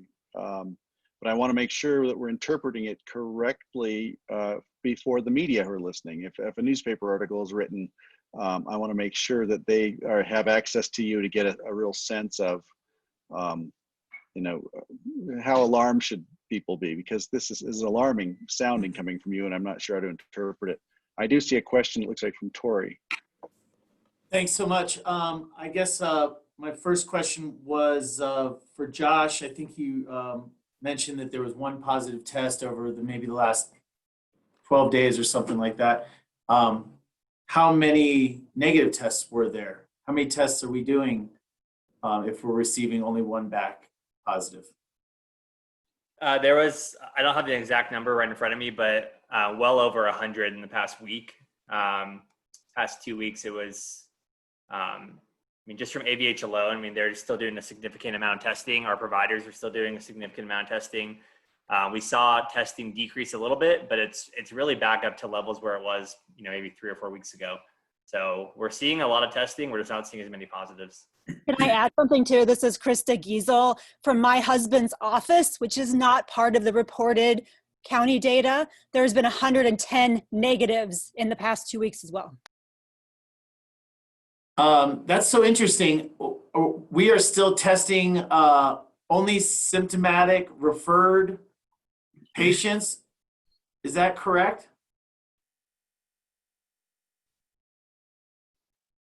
At the hospital, but there's asymptomatic testing going on in town as well. But there's also testing of people going in for elective procedures and mothers with having babies. So we have that other group of people who are non-symptomatic that are also being tested. Okay. And then my other question for, if I may, my other question for Josh was, what are we to learn? That there was a lot of data about a small sample size out of New York for some of it and such. What are we supposed to be learning from the information that you were sharing about that child COVID, as I would call it? Referring to MISC, is that what? Yes. Is that you mean? Yeah, I think it's right now it's a lot of awareness, right? We're learning a lot more about it. This is something that was first reported out of the UK a few months ago. And so I know there's still just a ton of research into what exactly MISC is, why it occurs, why certain children appear to be more susceptible to it.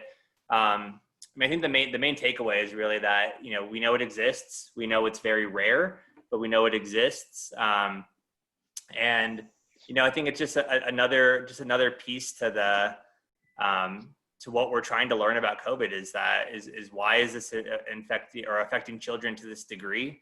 Why is this impacting so many organs in these children? And so I think really, the studies almost pose more questions than they answer. But it's more so just an awareness piece. This is something that we're seeing. This is what we're experiencing. We're learning more about it.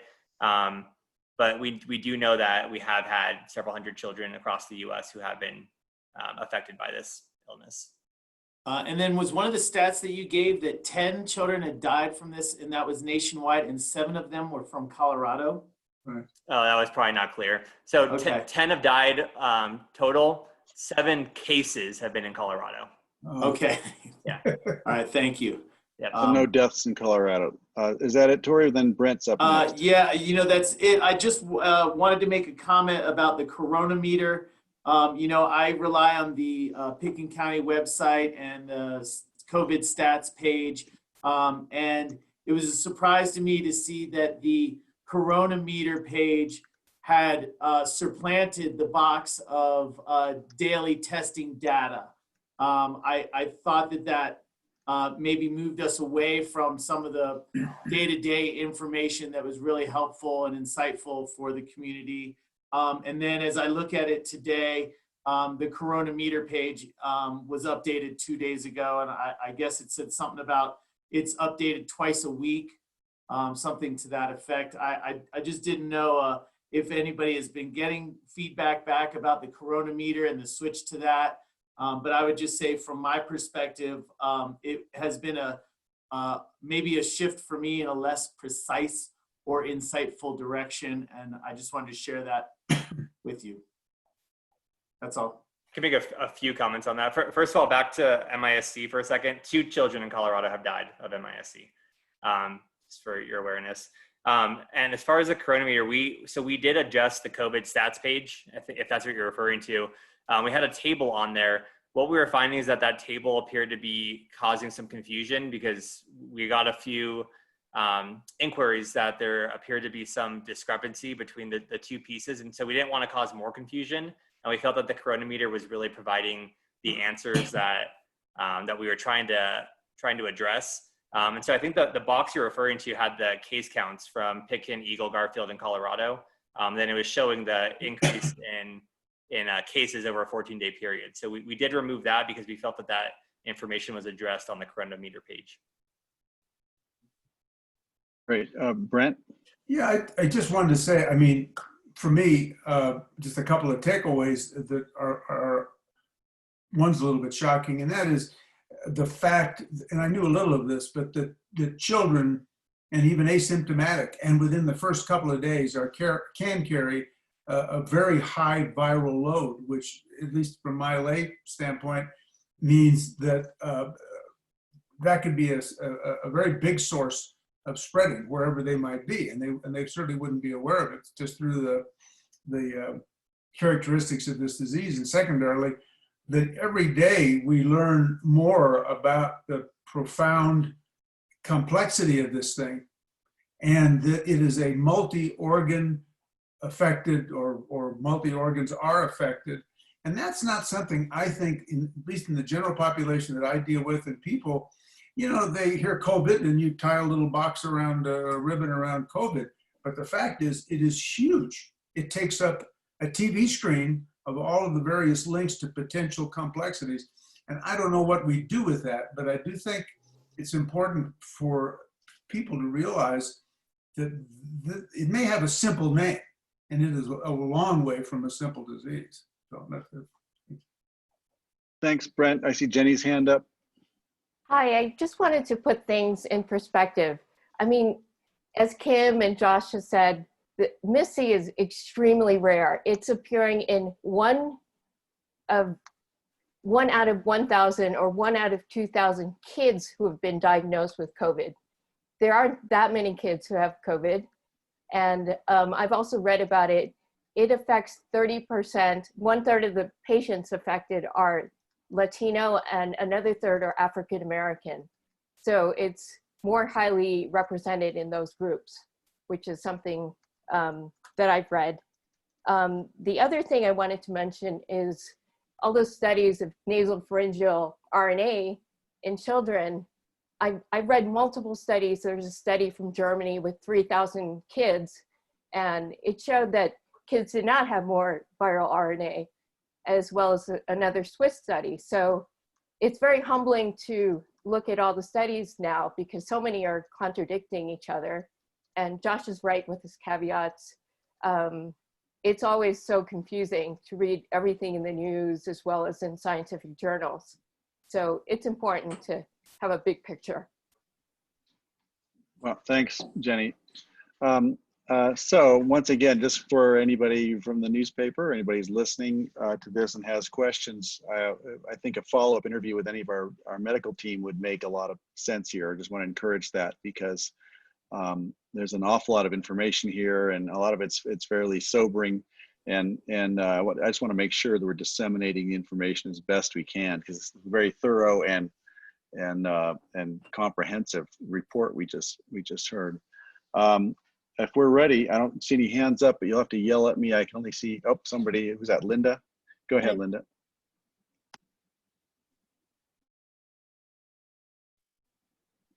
Hi, I just wanted to say that the latest studies with pregnant women, that any pregnant women with COVID are more likely to be hospitalized and are at increased risk for intensive care and receipt of mechanical ventilation.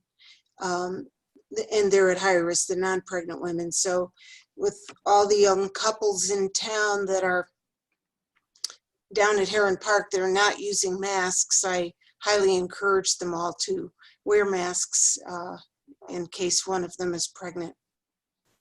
Wow, thank you for that. And then I see Krista has her hand up also. Thank you. I'm going to turn off my video again. But I just wanted to say, kind of also to Jeannie's point, and to this is just for the press as well, that I think we need to keep perspective on this whole situation. The cases that were prevented were very small in number. The complications we have been very small in number. Speaking specifically to the myocarditis and in the football players, we really actually don't know how this was even diagnosed. Was it by labs? Was it by MRI? And what do hearts in these people look like after they've had the flu? And so I feel like, again, we need to keep all this information. I really feel like medically, all of this is really important. These are case reports that we as doctors need to be looking at. They need to be in medical literature. We need to, as doctors, to be very aware of them. In terms of disseminating all this information, to the media and to the general population, it's very complicated. The way that we diagnose these things, the way that we treat them, the way that we look at numbers, they're very complex issues, and I just want to keep that in perspective. Thank you for that. I think that's always helpful, and I also want to thank our presenters today for reminding us of the caveats. So important. Okay, Tom Kurt, I see your hand up. You're muted. Oh, Tom, you're still muted.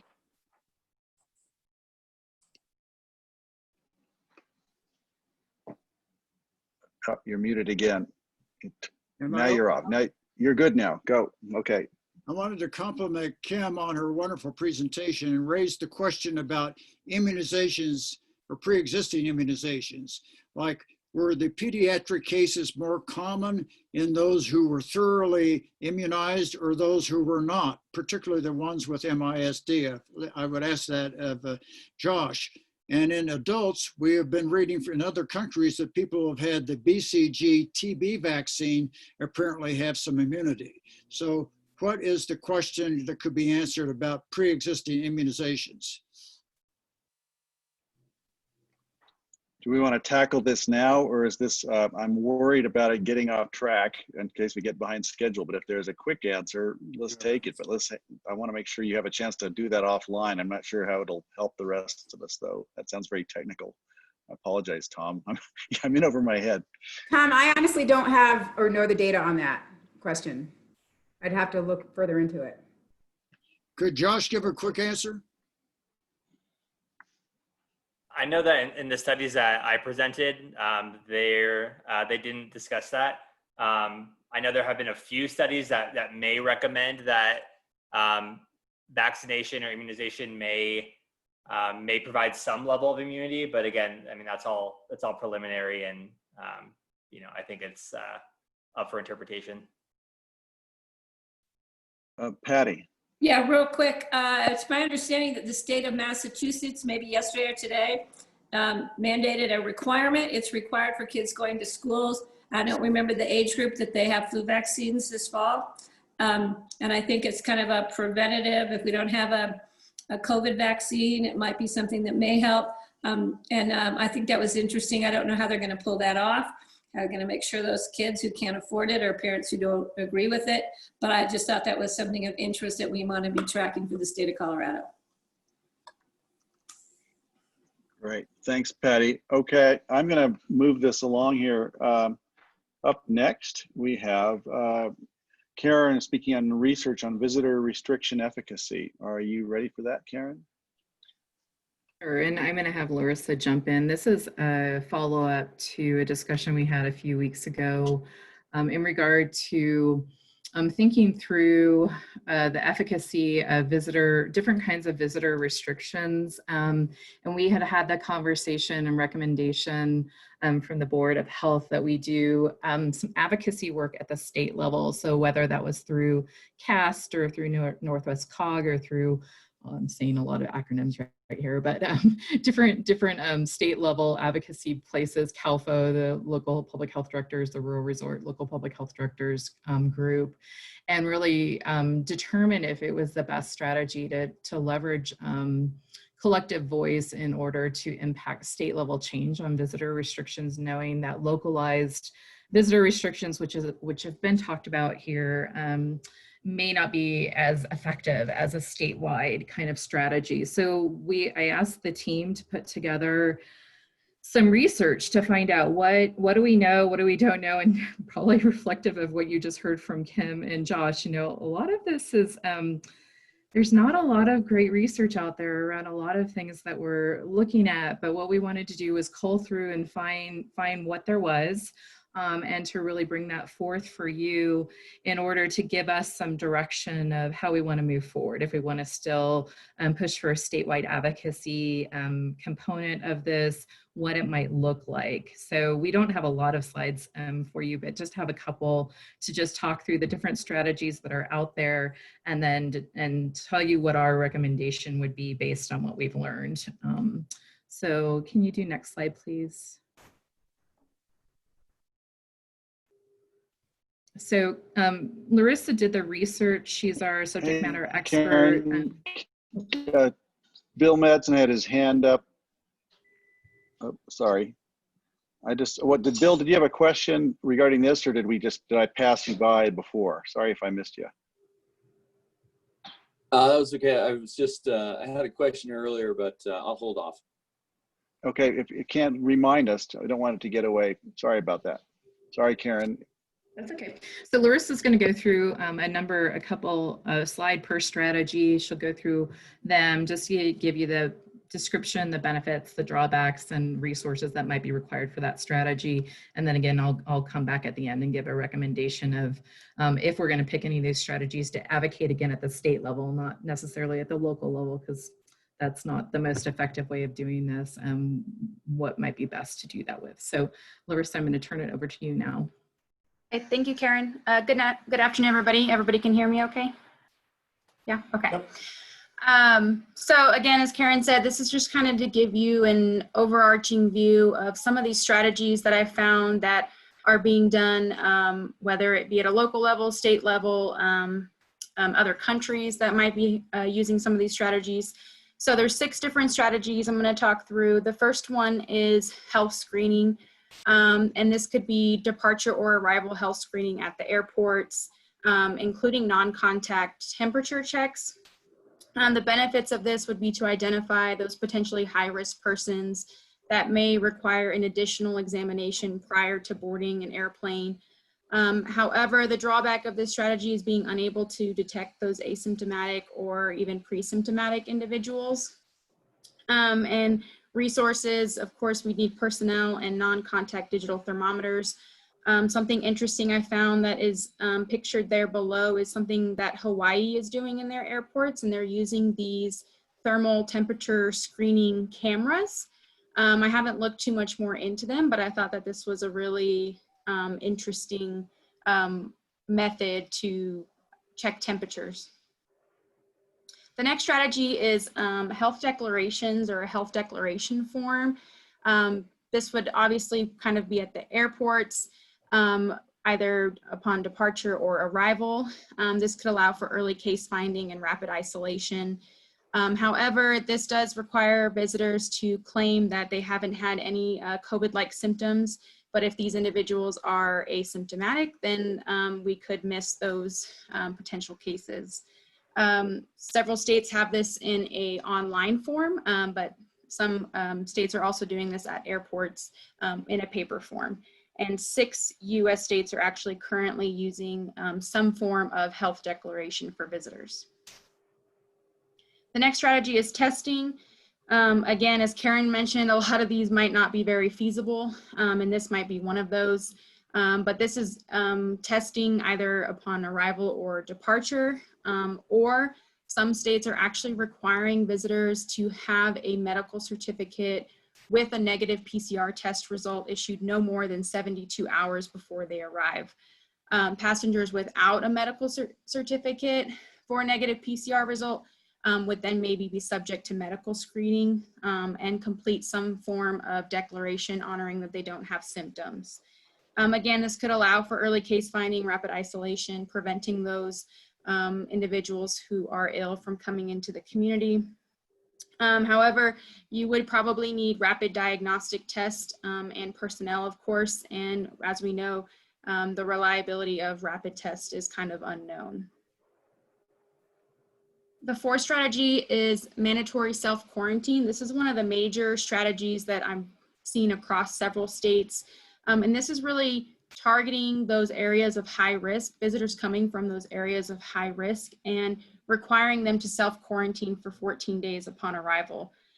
This could prevent or limit visitors from spreading it to our community, but very difficult to enforce and monitor, as you probably know. And this would require informational materials really to notify visitors of this requirement. I think as we move into ski season especially, one of the big things is going to be making sure that all of our visitors are aware of what our current local policies are, state policies are.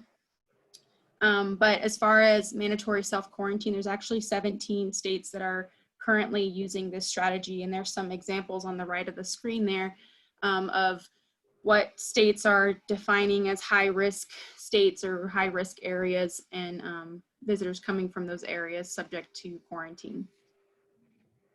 The fifth strategy is a visitor pre-registration, which would require visitors to complete a registration document prior to visiting Pitkin County, Colorado, if we're talking statewide level. This is something that actually Iceland's doing, and then New York is actually doing something very similar. This is just to help keep track of who is coming in to the state, which can really aid in contact tracing efforts. Again, compliance and enforcement, getting the word out that this would be a requirement would be a drawback. And the resources required, of course, would be some type of online form and even maybe personnel to monitor these incoming forms. The last strategy is just visitor education. And it's really to enhance education for visitors throughout the travel continuum on what to do and what to expect before, during, after travel, including that there may be additional time and responsibility incurred as part of traveling, like screening, social distancing, of course, and wearing masks, and just really stressing the discouragement for symptomatic and ill visitors to come here and deter those symptomatic patients from coming here. The benefits are to deter people from coming to the community when sick, thus hopefully preventing the spread and increasing compliance with local regulations. I think if we put more education out there on what the local regulations are, hopefully we could see an increase in compliance. But again, this is just education. So it doesn't necessarily mean that there'll be compliance, and the enforcement piece could also be an issue. And policies are constantly changing. So the education piece would probably need to constantly change along with it. So those could be some drawbacks. And the resources really needed for that would be marketing and educational materials. And the image below is something Alaska has, keep some marketing, keep COVID out of Alaska. And I think that's what we're really aiming for. And that was the last strategy. So Karen, I'll hand it back to you to kind of give a summary recommendation. Sure. So again, I just want to reiterate that we're not talking about doing these probably at the local level, except maybe the education component, but we're really asking for recommendations from the Board of Health as far as if we're going to do some advocacy letters from the board or advocacy letters through other avenues, what strategy ultimately makes sense for us to advocate for. And so given the analysis that Larissa did with the different strategies, noting that the research is showing probably the most effective strategy is really, you can do next slide, please. The most effective strategy is really probably the quarantine strategy. So I think that's what we had almost landed on at the Board of Health last time, but that would be our recommendation if we're going to do an advocacy letter, that we would really push for that 14-day quarantine from areas of high spread. I should want to clarify that.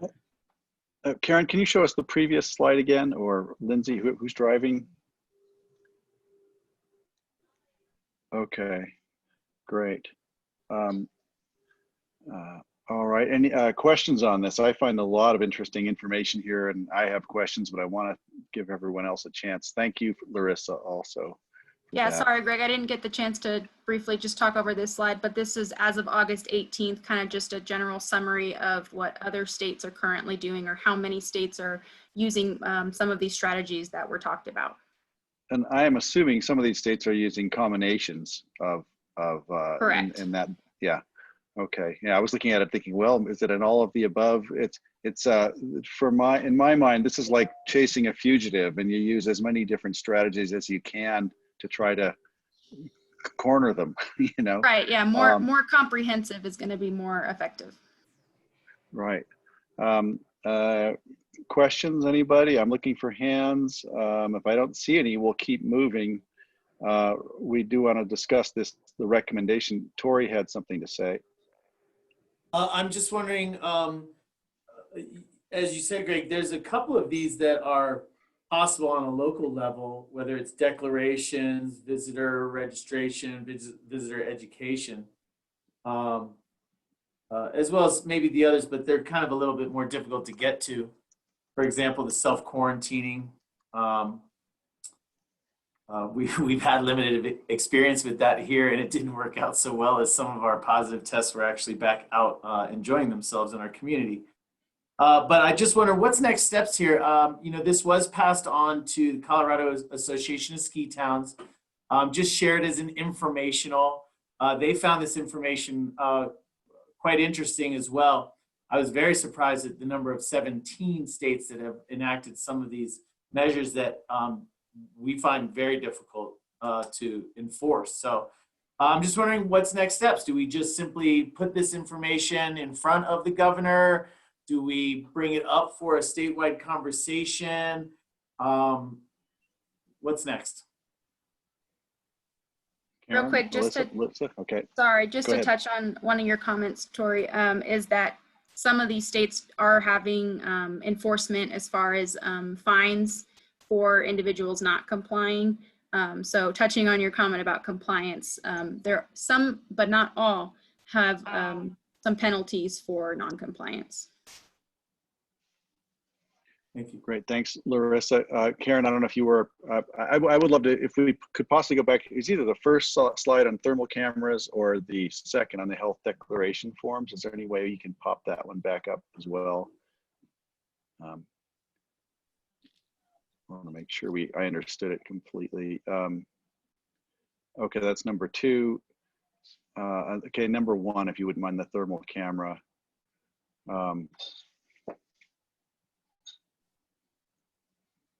Right. The question I had when I saw this one is that the drawbacks that a thermal screening seems to be something that's used a lot of places as just one tool.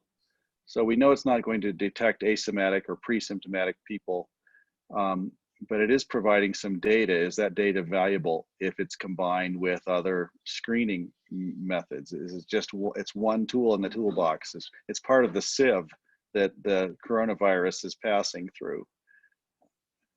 So I just want to make sure we don't throw any of these out because nothing is perfect, because really none of them are perfect.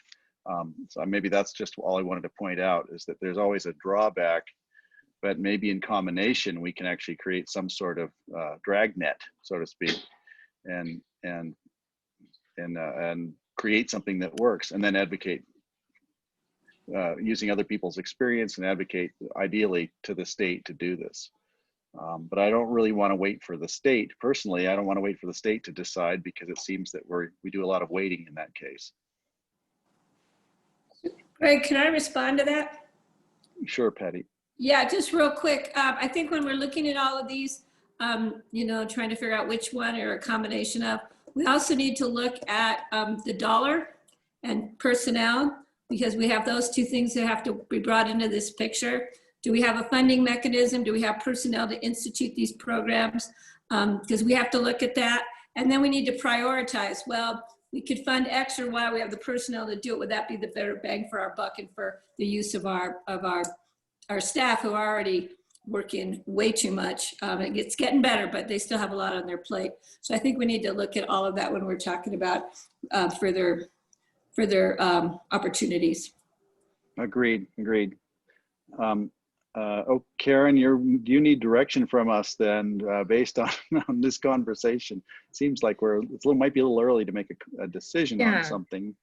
And maybe that's a good place to pause. So I agree with Patty. I'm not recommending that we implement this at the Aspen Airport through our own mechanisms. I'm suggesting that we advocate to the state, and the state provides the funding and the personnel. That's how it's done at the state level in other states. And so we certainly do not have the resources or the capacity internally to be able to even coordinate this kind of work. So I just wanted to be very clear about that. But with that, you know, why don't we let you mull on this? There's some strategies to think about. I don't think we need to have a decision made today.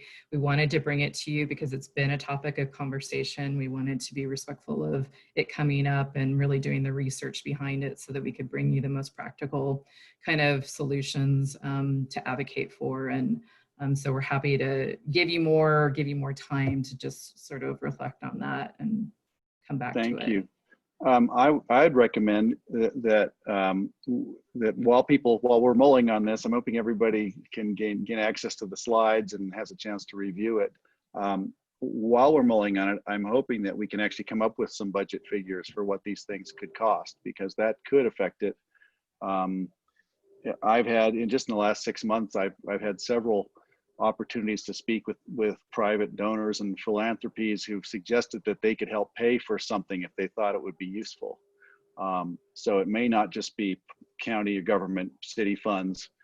There might be opportunities to help finance some of these things, but we have to know what they cost and what would work. So I don't want to let the financial conversation kill the conversation. If you understand, I just want to get a price tag on it so we can really understand what we're looking at. And yes, of course, I certainly would put most of my energy toward working and lobbying the state. But we also know how frustrating that can be. And I'd hate to see us do nothing because they're doing nothing. That's my 2 cents worth. I'll open it to questions, or we can move on. I don't see any. John Peacock has his hand up.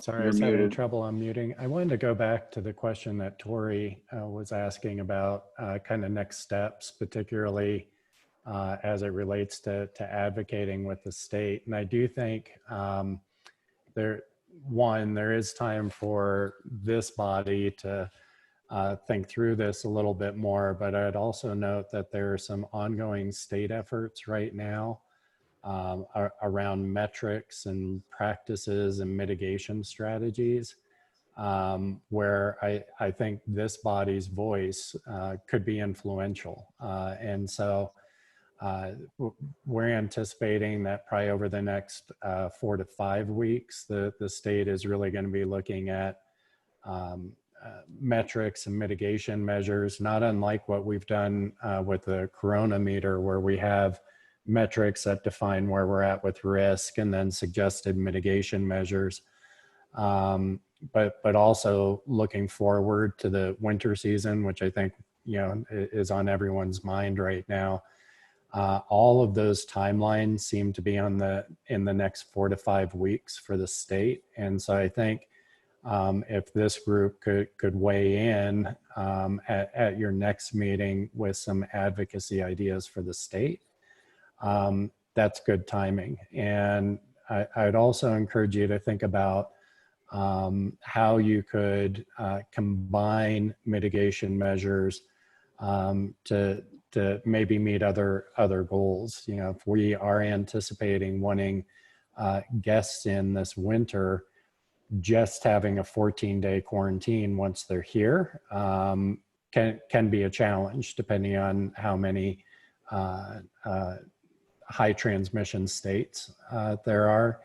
I know some of the states have combined some of these, like having a test within 72 hours of travel. You know, you can, I think Massachusetts and the New England states are doing things like that. So you might want to think about how you might want to balance those things in advocacy also. So anyway, Tori, I don't know if that starts to answer your question or not, but I wanted to jump in with that. Thanks.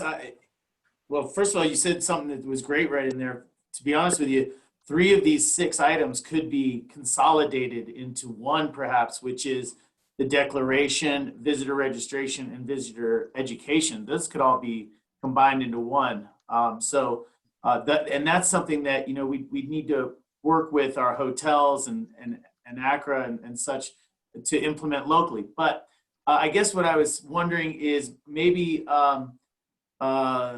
is there an opportunity to bring this discussion to the state?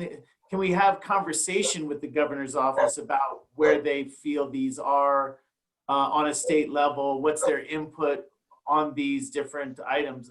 I guess that's all I'm wondering is there an opportunity for that conversation? I don't know that this board, as I was sharing with Karen recently, I don't know that this board, this county, this city can advocate strongly enough with our state on this kind of level stuff. When it comes to state restrictions or guidelines even, I think that's a long touchdown pass for us to throw. But just to go back to Dr. Levin's football analogies. So I'm just wondering, could we even just have a conversation with the state that says, like, is the state considering these? 17 other states out there are doing some sort of combination herein. That's all I'm wondering, is just maybe the conversation should start. So Thanks, Tori. Yeah, and we do have some of those conduits in, Tori, so we can talk about that. Yeah. John and Karen, as we move forward on this, it sounds like we do have a sentiment from the part of the board that, you know, we'd like to engage in the way you're suggesting, but, you know, creating the structure for it is what will need to come next. And so we'll be looking to you to provide us with that. If we were to combine things, if we're going to advocate to the state, I think we've got a board that's willing to engage on this, but we're going to need that background from you. And I see Karen nodding her head. Patty? Yeah, I'm going to throw this in because I've got to get off this call, but real quick, at the Northwest COG meeting this morning, discussion came up about some DOLA funds, and COG is applying for a DOLA grant. And the point of the grant, the monies will be going to hiring someone through Northwest COG who's going to work on a regional basis, trying to bring the regional communities onto the same page as close as possible, which I think will be beneficial, something we've been talking about with Eagle and Garfield. This person will also be helping businesses plan for the winter, what they're going to do, and everybody has to come inside, what kind of business safety plans. I referred COG to the county website, the coronavirus website, and for information, and said that we'd be happy to share with them anything that we have coming up. But this is another resource we may be able to tap into to help us with what is going on a regional basis, and would give us a bigger voice in going down to the State House. Great, thank you, Patty. Okay, I'm scanning for hands up. I'm not seeing any more here. Now our next item on the agenda is the round robin, and no doubt other people have other topics they want to bring up. So, but maybe we've exhausted ourselves already. I don't know. Let's move into that. And does anybody have something they want to present on or ask questions? This is our opportunity. We talk about doing this ever since the creation of the Board of Health, so it's on the agenda now. If there's something that's on your mind you want us to be aware of, please bring it up, or we'll put it on the agenda for the next meeting. But this is our chance. And Tori, you've got your hand up again. I do, yes, sir. Thank you so much. I just want to say that I am supportive of the conversation we just had. Those state restrictions and guidelines as we look to formulating safest practices for this winter. I definitely support these. I know that my board has support for some of these as well. So I can go back to them to summarize what we've discussed here. Hopefully they've already seen it as I've sent in this information, but I'll get more support from City Council. But we would be interested in a lot of these measures. I think the one that probably falls off of our list is the self-quarantining, because our success with that has just not been great. And we don't really trust that that's a behavior that people are going to employ when they're here. So other than that, I think there's good opportunities here for us both locally and to advocate on the state level. So thank you for that, and I look forward to kind of continuing that, especially in light of ski season. Which brings me to two items that I need to bring up. One, and this is just a check-in, we had a brief conversation that's been brought up a couple times about a regional testing center. Valley View Hospital kind of was identified as maybe that in-between point for Eagle, Pitkin, and Garfield counties. You know, the first thing I think about that when that idea came up was wonderful idea. I don't even know if Valley View has the capacity, ability, and wherewithal to do that. So I just wanted to check back in about the suggestion about a centralized regional Glenwood testing facility, and if anybody has talked more about that. I'll give an update, maybe not specific to that regional testing site, but just a quick update on testing strategy. So Charlie, our epidemiologist that you all got to work with for a while, we contracted with him, his last part of his contract, to pull together a testing strategy for Pickens County that can be extended to Garfield and Eagle. We haven't brought it to them yet. He just finished it yesterday. So that testing strategy will really be guiding our own thinking around testing, especially as we start to see that, boy, the testing landscape changes very, very quickly. And there are new things coming out all the time. AVH has been doing some amazing research on figuring out what those new applications and new modes of testing can be. So we'd like to bring Charlie's testing strategy to the Board of Health to the next meeting, and to have you all see that and have some discussion around that. With that, there's considerations of, again, different kinds of locations, different types of testing. And then we've also entered into a pretty robust discussion with the state right now for the West Slope and how we can really have better testing on the West Slope. And there's some pretty innovative things that the state's willing to put forth for our region that I think will again change the testing landscape for us. So if that's okay, if we can take a little bit of a pause on that, bring you the testing strategy, bring you the information that we're working on with the state, and then I think that will put that into context, hopefully. Is that? Yeah, that's great. Are the goals there still the same, where we're looking at accessibility and quick turnaround times? Okay. Yes. Yeah, absolutely. Right. Yeah. Okay, great. And then the other item that I wanted to bring forward was the City Council's desire to work with the Board of Health and the BOCC over the next several weeks and month as we look to the winter and trying to formulate what our approach to visitorship and safe and successful winter is going to be. For me, that really starts in the fall as well. It's not just about ski season, but it really is about our off season as well. So this is really just an ask from the City Council that we can coordinate and we'd like the Board of Health involved, the BOCC.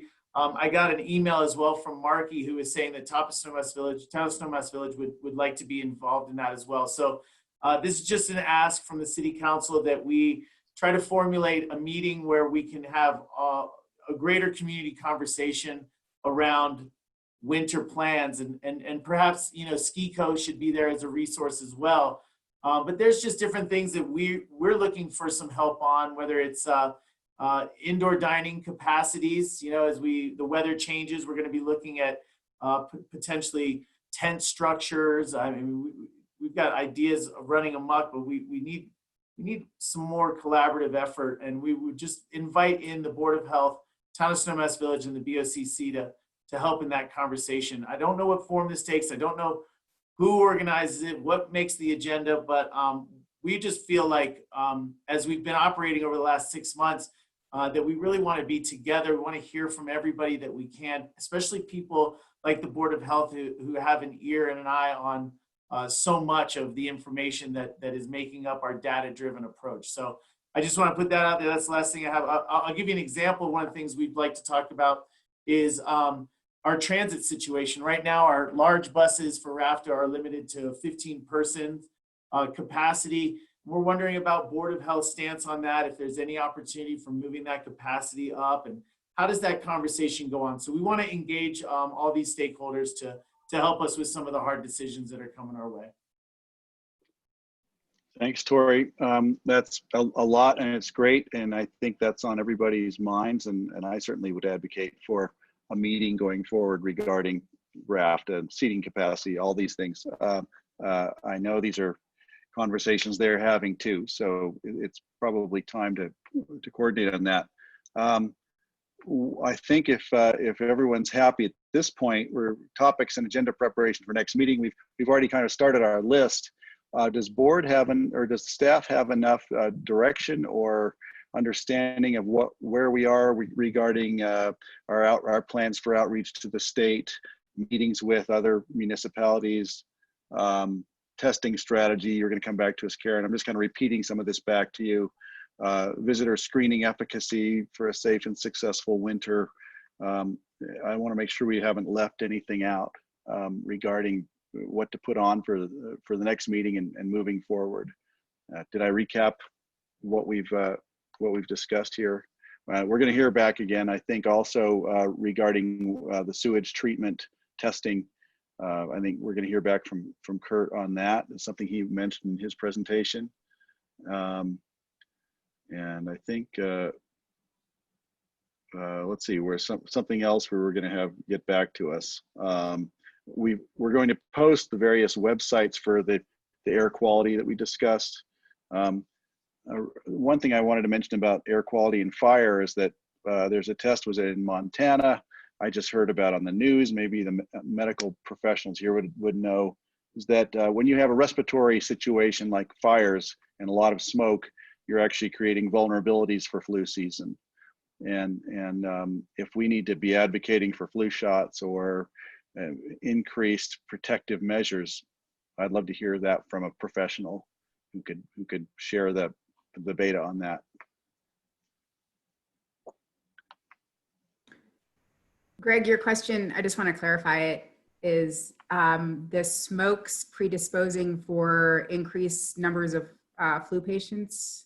It sounded as if, yeah, it sounded like it was creating vulnerabilities, so that there was an uptick, I heard, in flu cases after the last big fire. It was a case in Montana, and I can't give you any citations, so I just wanted to know if anybody else had seen that or heard it, and I'll look for the article and share it with you. Yeah, I haven't looked into or seen those data. I think smoke kind of putting your lungs at risk for infection may be possible. And I think overall, in general, going into the fall, it's going to be essential to have a big push towards flu vaccinations and vaccinating children and getting all vaccinations up to date to give us the best shot this season. Great, thank you. That's what I thought I wanted to hear someone else say.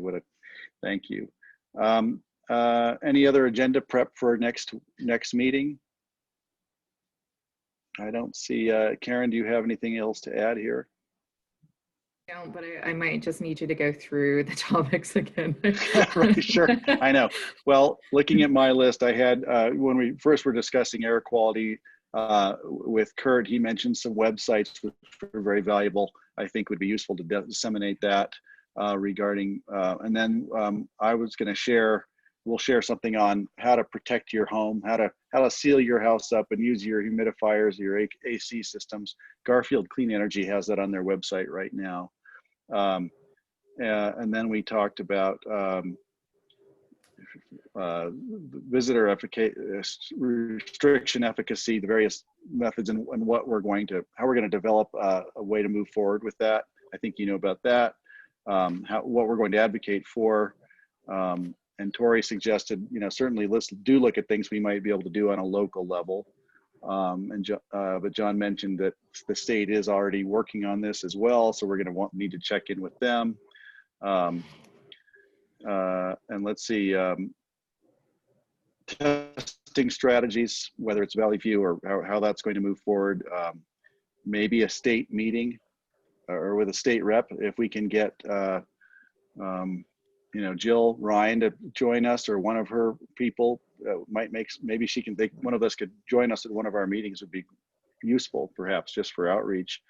And to be redundant, visitor screening efficacy, for a safe and successful winter, and then coordination of a meeting with City of Aspen, Town of Snowmass regarding fall and winter planning.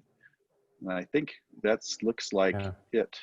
And Greg, Curtis yeah, great. Thanks, the only John. thing is that last one, I think as Tori was saying, I don't know if that's convened necessarily by public health. That may be something that we talk about with the I can talk to Sarah and Clint and we can figure out, because I think that's a more, what I'm hearing from you, Tori, I think is a bigger conversation than just public health. And so I wouldn't necessarily ask public health staff to do that, but I just want to say, I think this request dovetails in, there's definitely conversations starting up that dovetail nicely with this. So it's good timing, because it'll take us a while to get all the schedules coordinated to get all these groups together. So Great. I'll take on talking to Clint and Sarah about that.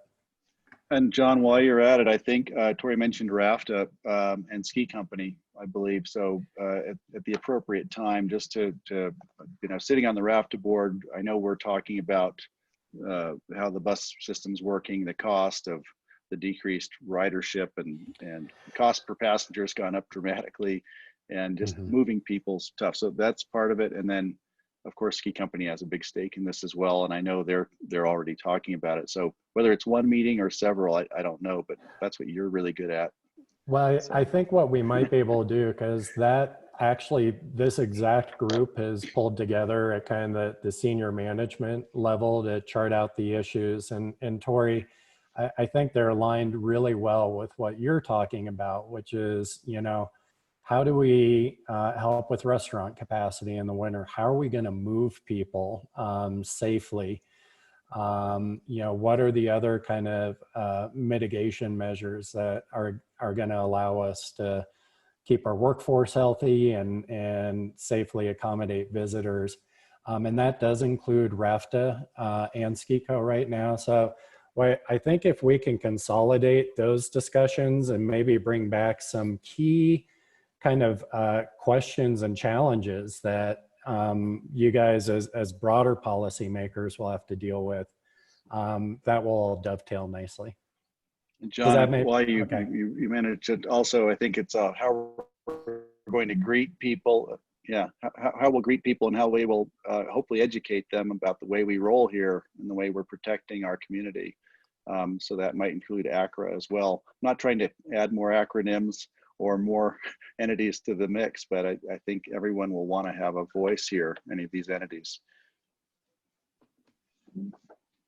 With that, Karen, anything else for us, or can we call for a motion to adjourn? If anybody on our board would like to make a motion, we can adjourn the meeting. I think I see a motion from Tom. Second. Second from Tori. Any other further discussion on the topic of adjournment? I don't see any. Everyone looks kind of tired. Thank you all. Our presenters did a fantastic job today. The questions were great. The input from our board was very valuable. And so I want to thank everyone for participating, and hopefully you'll see Marky at the helm next week, but I kind of enjoyed this. So you might get more of me. Was that all in favor? Hands up. Okay, we'll see you all next time. And next time I think is in 2 weeks. Is that right, Karen? Yeah, okay. Take care, everyone. I'm over and out. Thank you. Bye.